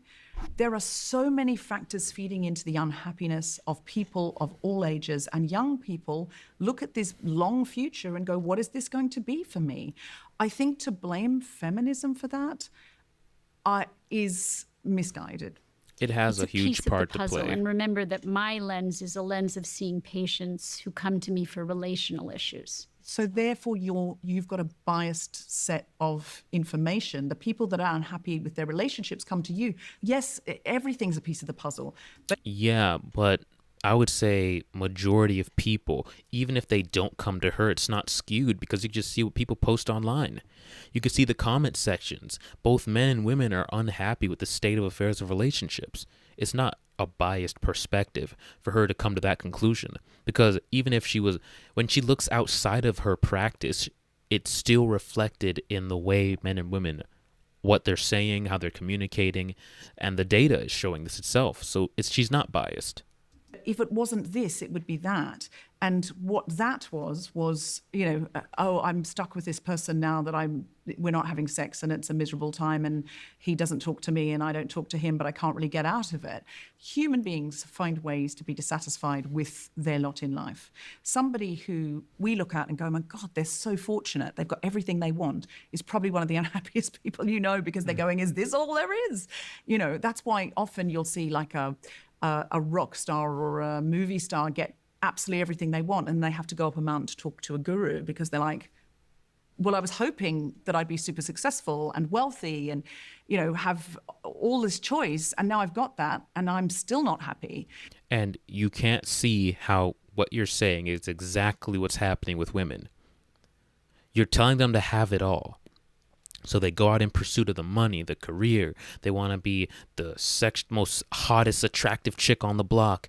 They're trying to achieve all these things. And sometimes they do achieve a lot of these things. And then they're sitting down in a therapist's office talking about how empty and how unfulfilled they are in life. Because they've neglected the things that matter, which the other lady is trying to bring up, is relationships. Intimacy. That's what makes life fulfilling. Feminism has lied to women and telling them that materialistic things is the thing that's going to give your life purpose. Why? Is because feminism it hates men, but is also jealous of men.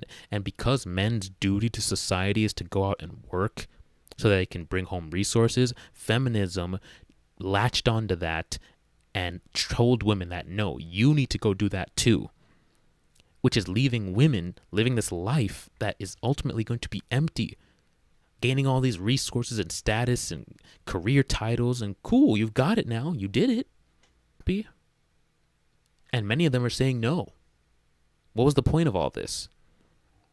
And the idea that we can look at unhappiness with what is here and then say, if this wasn't here, but that was here, those same people would be blissfully happy doesn't bear out with history. So I actually think what does bear out is that human beings universally, from birth, crave security.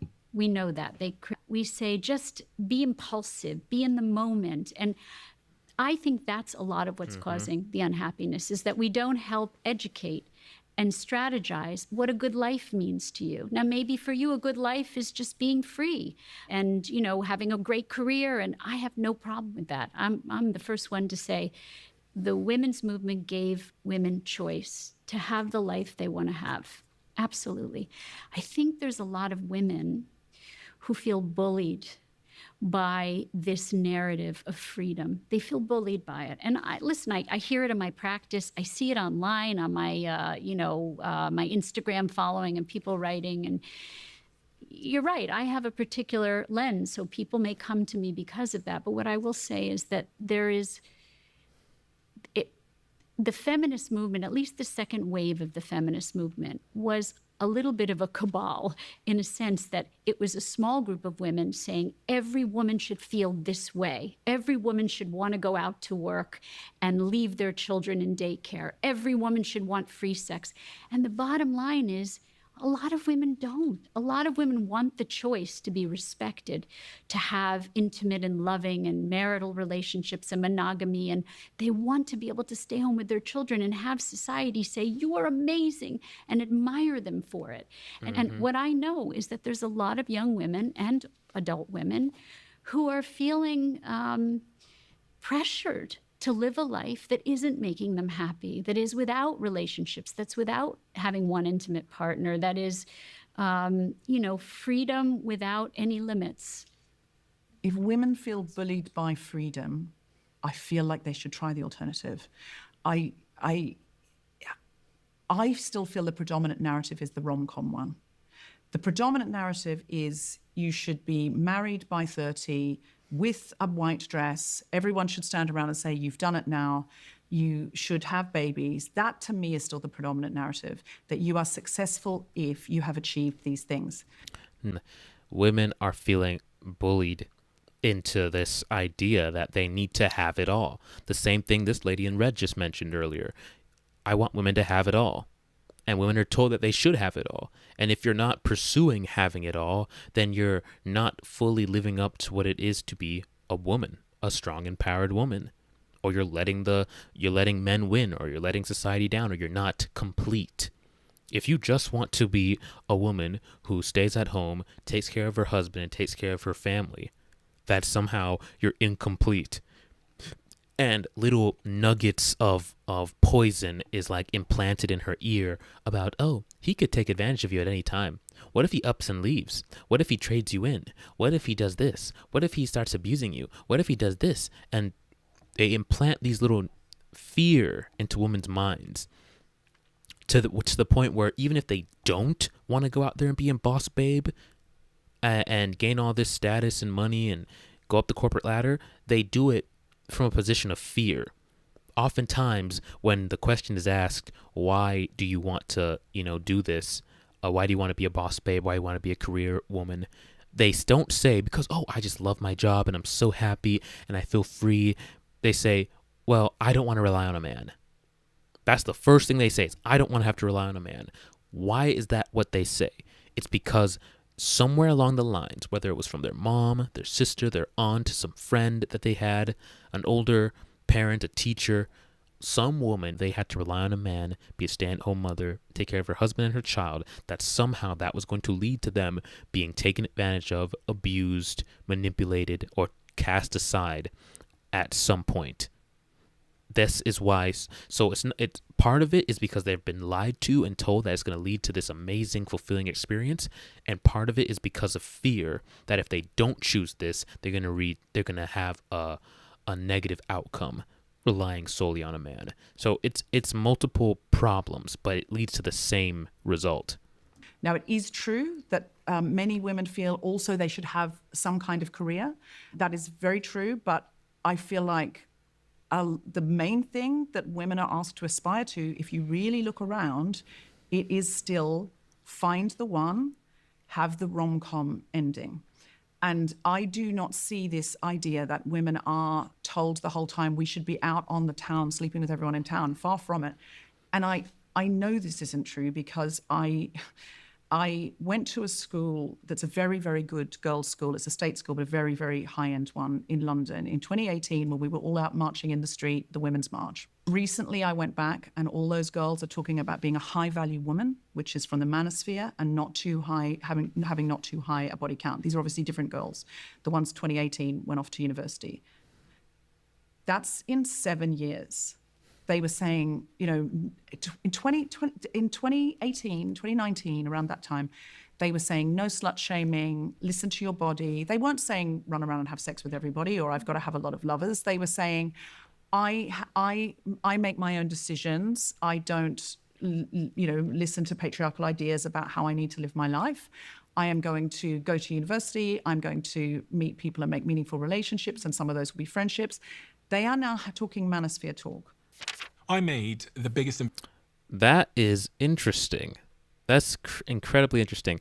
Let me skip past this real quick so we can get back to the important stuff. Sorry, bro. Gonna watch this ad. Okay, I think we skip back. But let me just Excited play for this you. real quick. I am. Manis. Boom. Now, what she touched upon was very interesting. I just want to make a quick point of that because she's talking about women now are talking about the manosphere and body count, which honestly, I think it's fantastic. That means we're making an impact, guys. That means we're making an impact. Even if we don't see it ourselves, we're making an impact. We're making a greater impact because we're not just talking anymore. Men are voting with their actions. We're saying we're not getting married anymore. You don't want to meet the standard? We don't want to date anymore. We're not going to approach anymore. We don't want commitment anymore. And we're not going to get married anymore. So men are making very definitive, very strong actions as a result because of what they're not getting, what they're not receiving, or the bad behavior of women. So women are now feeling like, oh crap, men are putting their foot down. Men are putting their foot down. They're done with the high body counts. They're done with the trauma. They're done with the disrespect. They're done with the emasculation, where they're not going to put up with approaching disrespectful women. They're not going to put up with wasting a bunch of money on dates. They're not going to put up with marriage that doesn't benefit them. Holy crap, ladies. We probably should get it together so we can get these men's attention back. This is good. This is good. Now, do I think they're going to have to start listening to what men want and the complaints and the concerns that men are having when it comes to dating a relationship. So I'm glad that she's hearing women talk about the manosphere and body counts and all this other stuff, because this needs to change. This societal structure needs to change. Good talk. I found this graph as well, which just shows the sort of explosion in people searching trad wife, which means traditional wife. Yeah. And it seems from 2024, there's been this real explosion in people searching for this trend, and this is great. And I think part of this is because it's coming to a time period where it's becoming very financially difficult for both men and women to survive on their own. And this is coinciding with the boss babe movement. So women are going into the workplace and the work field because of feminism told them to do it, and they're realizing, man, this is difficult and this isn't fulfilling. I'm not happy. I'm just stressed out every day, and it just never ends. There's no end in sight. This is my life now. I went to school for years for this. I have student debt, so even if I wanted to stop going to this job, I couldn't because I got to pay off these loans. And they're realizing, man, I got trapped in this. This is a lie. And now they're looking for an alternative. They're looking for I think I want to go back to the traditional structure of a man calling the shots. Maybe the man calling the shots and leading the relationship wasn't so bad. Maybe a man providing for me while I stay home with the kids and don't have to slave away at this job for 10 plus hours was a better deal. And that's why so many women now are looking to return to this traditional structure, because life has finally hit them. Life has hit them. And the choices they made are catching up to them. You said something a second ago, Erica, about young boys in particular being more vulnerable, I think were your words, than the young girls that you're seeing. Yeah. So how do these ideas come together to and also link in and parlay into this word manosphere?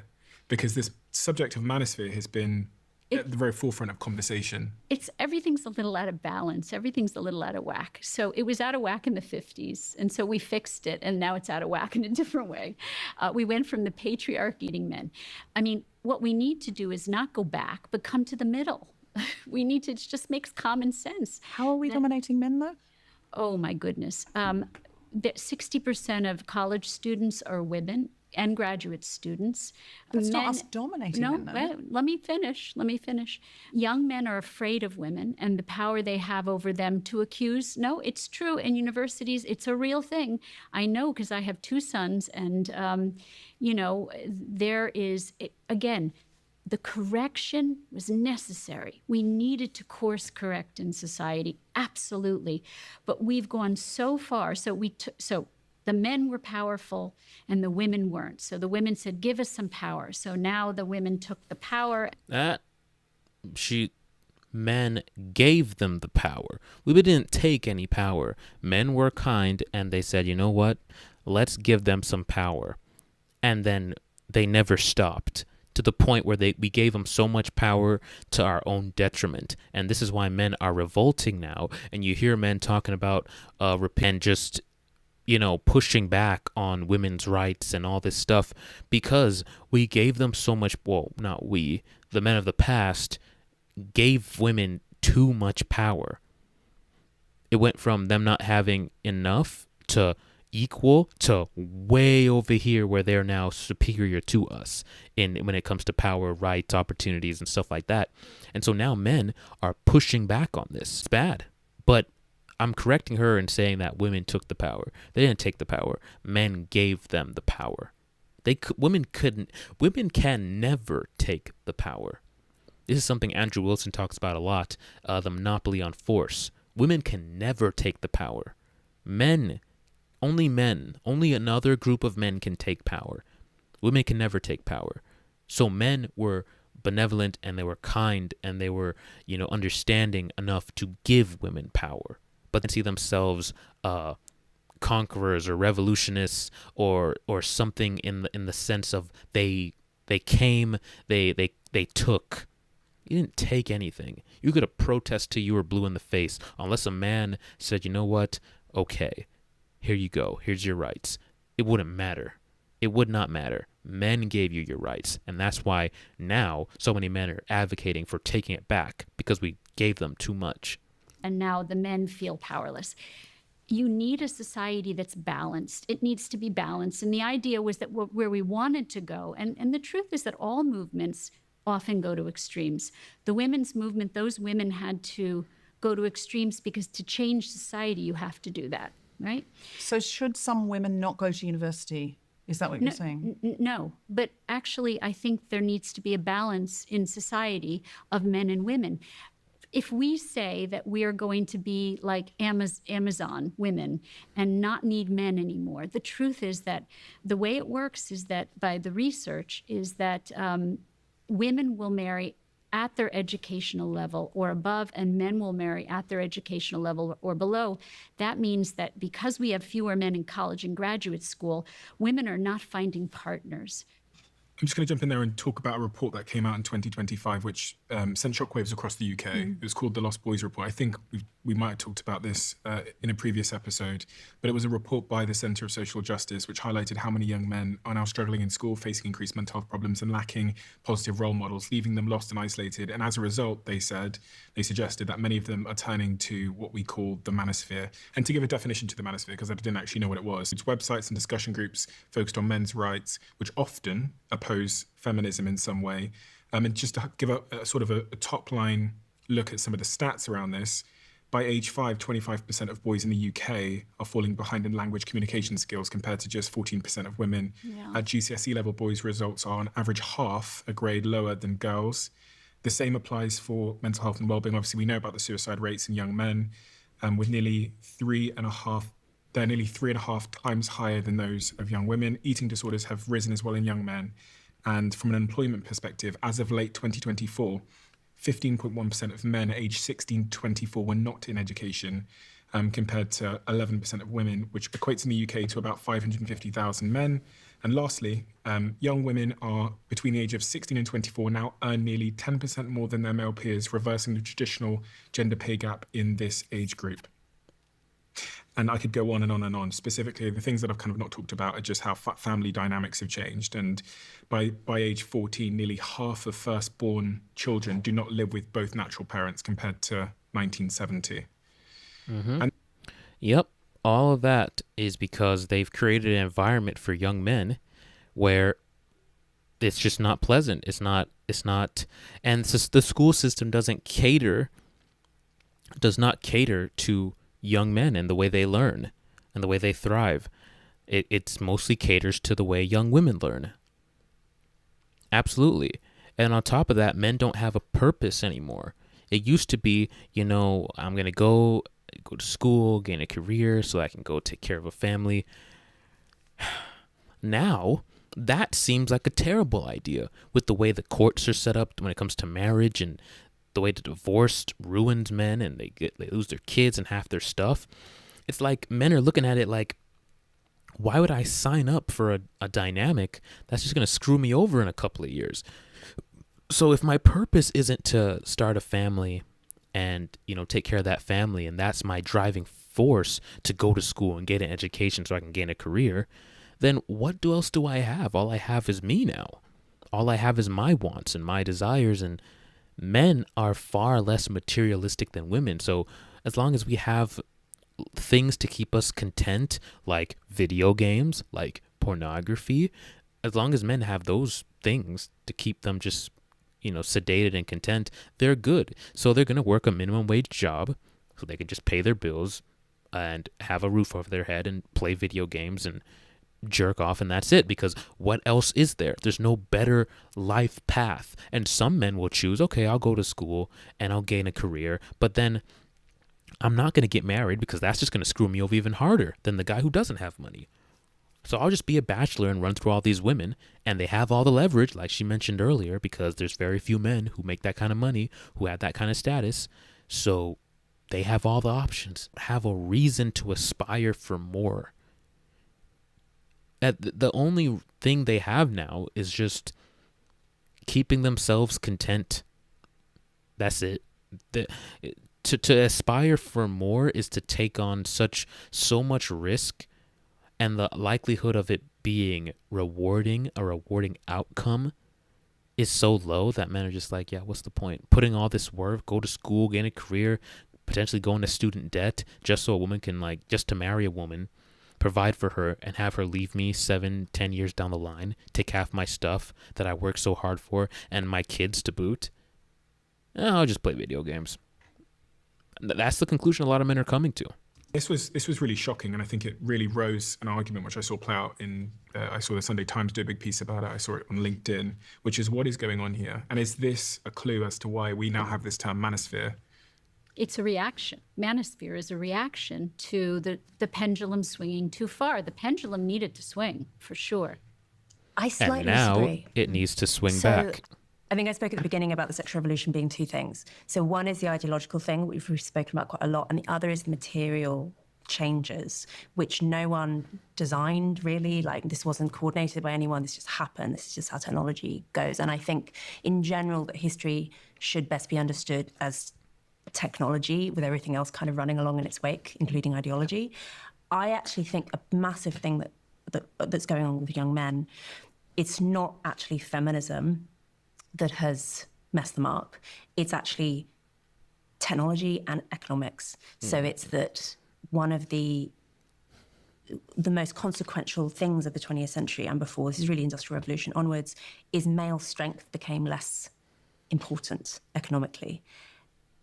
Blue collar work is less valuable than it used to be. Saying that girls predominate at universities.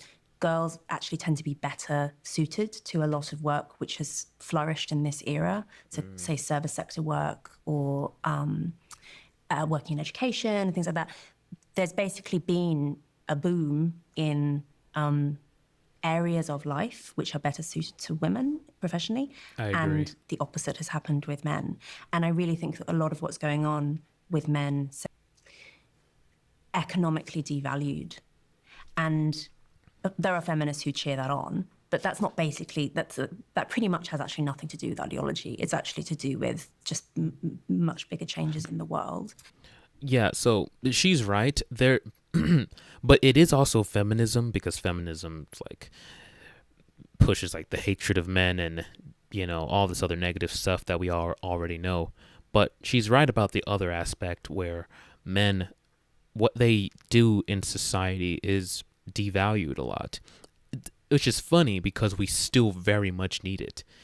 It's not like, oh, we're so advanced now that we no longer need men's labor. We still very much need it, but we put all this other, you know, put so much more emphasis and care and pay towards the things that women do, which honestly, if men stopped doing what they do, they wouldn't be able to do it. The women would not be able to do their jobs if men stopped doing their jobs. We don't have machinery or robots to fill in the spots for men. We can create algorithms, and with the explosion that's happening now, a lot of the roles that these women have as these social workers and all this other stuff are going to be filled in like that with just automated AI that can think like a human and communicate like a human and solve your problems faster than a human can. So, but guess what? The job of paving the roads, the job of building up those houses and building apartments and all that maintenance, electricity, that's not going anywhere. We still trust humans to do that job. And we still need humans to do that job because we haven't built technology who can take that role yet. So, but yet that role is underpaid and undervalued. And women look down on jobs like that. When men have a job working hard labor, constructions, or that stuff, they look down on it. Why isn't he a YouTuber making thousands of dollars a month, hundreds of thousands of dollars? Why is he a lineman? Why is he a construction worker? Why can't he just hop on Twitch and be a streamer and make thousands of dollars and have status and all this other nonsense? It's ridiculous. And we should expect, by the way, I mean, if AI continues apace, we should expect to see the same sort of social effects happening. That this, when you change how people earn their money, and particularly when we're talking about people matching up, like women tend to want to marry a man who, I think being a provider is not quite right. I think what women really want, though, is a man who provides excellent insurance, a man who, when you've just had a baby and you can't work, or you're ill, or you want to spend more time home with your children, whatever, you want a man who can step up and can look after your family. And unfortunately, the nature of the economy means that there actually aren't that many of those men. Mm-hmm. And that makes men feel really bad, and it makes women feel resentful, and it creates a lot of dysfunction, and it's not really anyone's fault. It's just what's happened. I want a partner. I want someone that when things are going badly for them, I'm there. When things are going badly for me, they're there for me. Like, I want a partner. Mm. I don't want this biological essentialism of he's got to step up and be the provider and the protector. I don't want that. Deborah, and I still kind of assume that a woman is more likely to choose me if I have more money than her and I can pay the bills. and I take care of her. And so I looked into some of the research around that, and there's still an expectation amongst women that their male partner will earn much more than them. And when they did this big, I think it's about 70%, I'll put the right stat on the screen, when they did this big analysis of dating behavior, where they looked at 1.8 million online dating profiles across 20 different countries. If you earned more, so if you had higher income, you are 255% more likely to get an indication of interest on the love to live in a world where that wasn't the case. But it seems that But it is. women are still choosing men that earn much more money. And that expectation of therefore being the provider is so inherent in reproductive success as a man.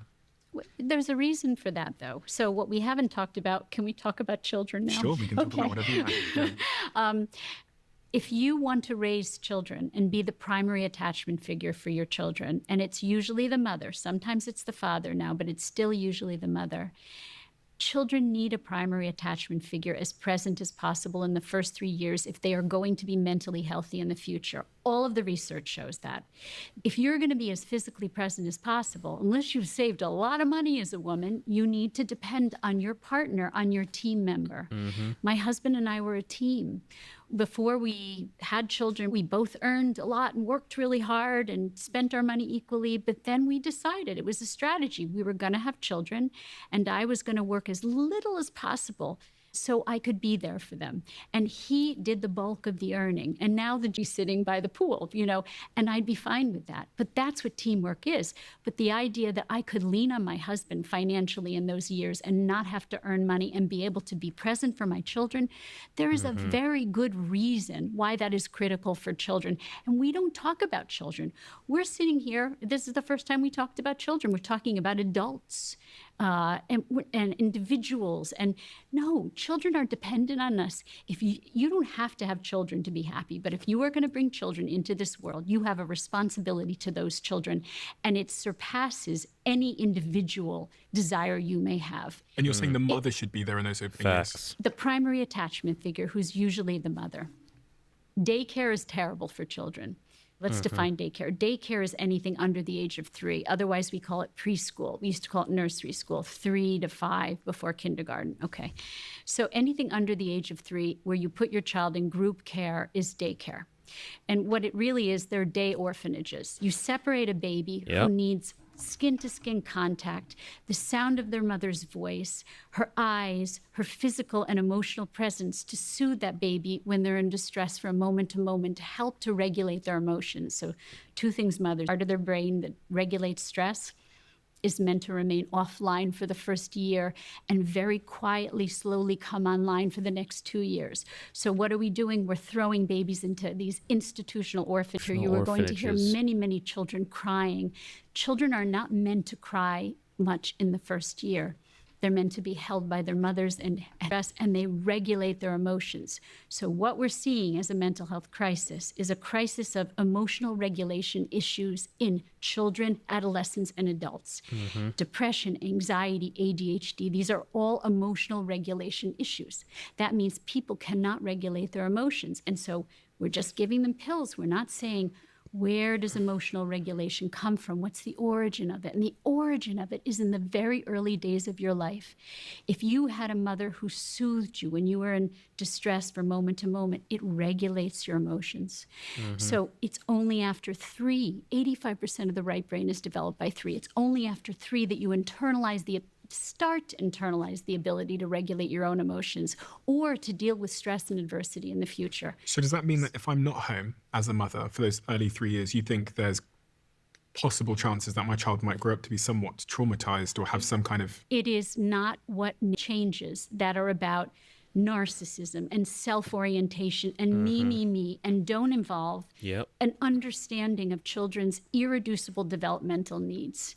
And if we did, then maybe more women wouldn't have children, and that would be fine. I have no problem. I'm not a pronatalist. You don't have to have children to be happy. You can, build businesses, build houses, have loving, intimate relationships, not have children. But if you're going to have children, you need to know that dropping and running, putting them in daycare, or now, let's talk about very poor women, because this is always going to come back at me. What about very poor women? There are so many solutions for very poor women that do not involve daycare. And I hate when people say poor women have to rely on daycare. Why should they have to rely on daycare when rich women don't have to rely on daycare? And the truth is there are other solutions. Poor women can live together and support one another and form communities. They can share care of a caregiver. It's far better to have a single surrogate attachment figure, a babysitter who is a full-time babysitter, than putting a child in daycare. So if you can't be there and you're poor and you have to work, then it's far better to have first kinship bonds, someone who's related to you, because it's going to be a more similar investment in that child than anyone else. Secondly, a single surrogate caregiver, a babysitter or nanny. If you can't afford it, share the care with another mother, because that's still going to be better for that child than putting them into an institutional group environment. Because what you're doing is you're basically putting usually no less than 5 children with one caregiver under the age of 3. It had a baby crying. You know that that baby is going to get the other babies crying, and now you have 5 babies crying. There's no way you can soothe them when they're in distress. There's no way you can regulate all those babies' emotions. We are doing terrible damage to our children by putting them in daycare. Now, daycare was the feminist agenda. It was about the second wave of feminism. They said, put your babies in daycare. It's the only way you're going to go back to work, and work. And they didn't talk about children. The first wave of feminists, they talked about children. Mary Shelley and Mary Wollstonecraft, they believed that mothering was powerful work. It was work, it was a career, it was admired, it was elevated. They also believed in fighting the patriarchy. They believed in equality, but they didn't forget about mothering. The second wave of feminists, I think it was Betty Friedan said that staying at home with your children was, she called it a concentration camp with comforts. That was the beginning of the tide. That's when the tide turned for women, where the narrative changed. So women who were loving being mothers and loving raising children suddenly were told that they were in a concentration camp and that they were prisoners and oppressed.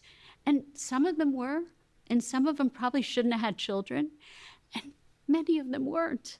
And even today, people write me every day and say, thank you for saying what you say, because society's narrative is so much about we have no value unless we go out into the workforce. That's so true, man. Literally, when you hear women speak about children, relationships, but mostly children, you'll hear when feminists in particular, they'll say things like, so you just want to be a baby factory, or they'll refer to children as being like parasites growing inside you, sucking away your life force. I've literally heard women say that. And I like killing the child when they view women having children, when they view the children as like such like horrible things. Like they put such little value on the life growing inside them, the way they talk about them, this devaluing of being a mother. It's oppressive. It's a chore. It's going to drain your life. You're going to lose your body. Your body is going to get old and wrinkly and shrivel up regardless. Time is going to do that, guaranteed. But women are told, oh, don't have kids, they're going to ruin your body. So you can hold on to what? 10, maybe less, more years of quote unquote youth that's going to evaporate eventually anyway. When instead you could have created something beautiful that would give you so much more fulfillment in life, but a hot bod I can post on Instagram. Children are devalued. The way they speak about them is disgusting, and we need to start changing that. But can I ask you, genuinely want to know, what baby boomers tended to be raised by stay-at-home mothers because financial world was totally different then. Like, you know, when you talk about very poor women, I have university-educated friends who cannot afford to buy a property anywhere. They don't have parents that can give them money. They're never going to be able to save that much money. And they move out of a rented property probably once a year because the landlord moves them on, and then the boiler's not working, and so on and so on and so on. And I have a local food bank that I donate food to, and I often get chatting to people. There are nurses, full-time nurses who live in London, who have 2 children at home, who the hospital cannot have any more nurses leave because there are not enough nurses. It's a real problem that the NHS is so understaffed. Various reasons for In that. America too. But the nurses can't give up their job because their children would have no job. So we're not talking about, I don't really know what you mean by very poor women. There are women with professional roles who will never own their own home, who are struggling to keep the lights on, struggling to put food on the table. Now, when I heard you talk on Stephen's podcast before, you said, well, look, people don't want to downscale. And when my children were young, we did without things like second homes and vacations. And Erica, there is no hope for a second home now for anyone. And I understand that's different. Your generation was different. No, but that's why I said women who are working class and must work. There are solutions for those women that don't involve putting their children in daycare. And we're not discussing those solutions. But do you see, listen, I would love if the government, of every government, would say, here's the option to stay home for 3 years. There are some. And great, they should be more. Slovenia, Hungary, there are some. And that is amazing. And I think lots of parents, and for me, I don't think it has to be the mother. And I've got friends who are same-sex parents and who have the most incredible relationships with their children, who would love to stay home for 3 years with their children and be able to afford that, and to be able to afford to get, and that corporations would then go, there's a lot of evidence that if you take 3 years off to raise your child, when you come back, you've got a whole new skill set. There's books written about it. Oh my God, you go back into the financial district, you've negotiated with a toddler for 3 years. That's right. Step inside. Absolutely. And yet often that is not recognized. Women are pushed out of the workforce. So I am 100% with you that attachment is important, and that many parents would love to take 3 years off. Yep. And this is not being made possible by unregulated capitalism, by governments who do not care. I agree. And I'm from America, where we don't have any paid leave at all. Absolutely. I go and advocate on the Hill for this. I mean, I've been advocating for a decade for paid leave, and I don't seem to be getting anywhere, but I'm trying. What are your thoughts on this, Louise, in terms of the role that feminism has had on mothers and motherhood? Man, this is really, really good interview. Really good stuff that you don't hear a lot of women, especially feminists, talking about. I was very surprised hearing her talk about the importance of children and them being raised by the mother, because you hear literally the opposite when you hear feminists speak. They make having children sound like a chore. They don't make it sound like it's something that's, should be valued. They don't talk about motherhood. They talk about careers, and it's just like, it's amazing to hear this conversation. And so what I might do is come back and do a part 2 of this. I might do a part 2 of this so that we can wrap this one up, and we can because I don't want this one to be too long. So I might come back and do a part 2, or you guys can watch the full thing I'll post the link in the description down below. That way you guys can go watch it into its conclusion, because it is very, very interesting. And I do think you guys should go and check out the rest of what it has to say, because it was a really interesting conversation. So I might do a part 2, or I might just have you guys watch it by yourself if you want to. So we'll do that. But yeah, really, really good conversation. The topics, what they were discussing, is stuff that really needs to be brought up. And I'm glad that he was having them have a real conversation about the topic of feminism and its impact on society. So with that being the case, guys, I really thank you for tuning into this live stream. If you got value from it, please go ahead and leave a like, subscribe to the channel, leave a comment down below. And yeah, guys, if you have any videos you'd like me to react to, or if you have questions, go ahead and send them to my Instagram. You guys can see it in the bio. You can also see it _. So go ahead, send me your questions if you have them, or send me any videos that you'd like me to react to. Thanks again, guys, for tuning in. And until next time, guys, I'll be back tomorrow for another live stream. So stay tuned for that, and have a good one, guys. Take it easy.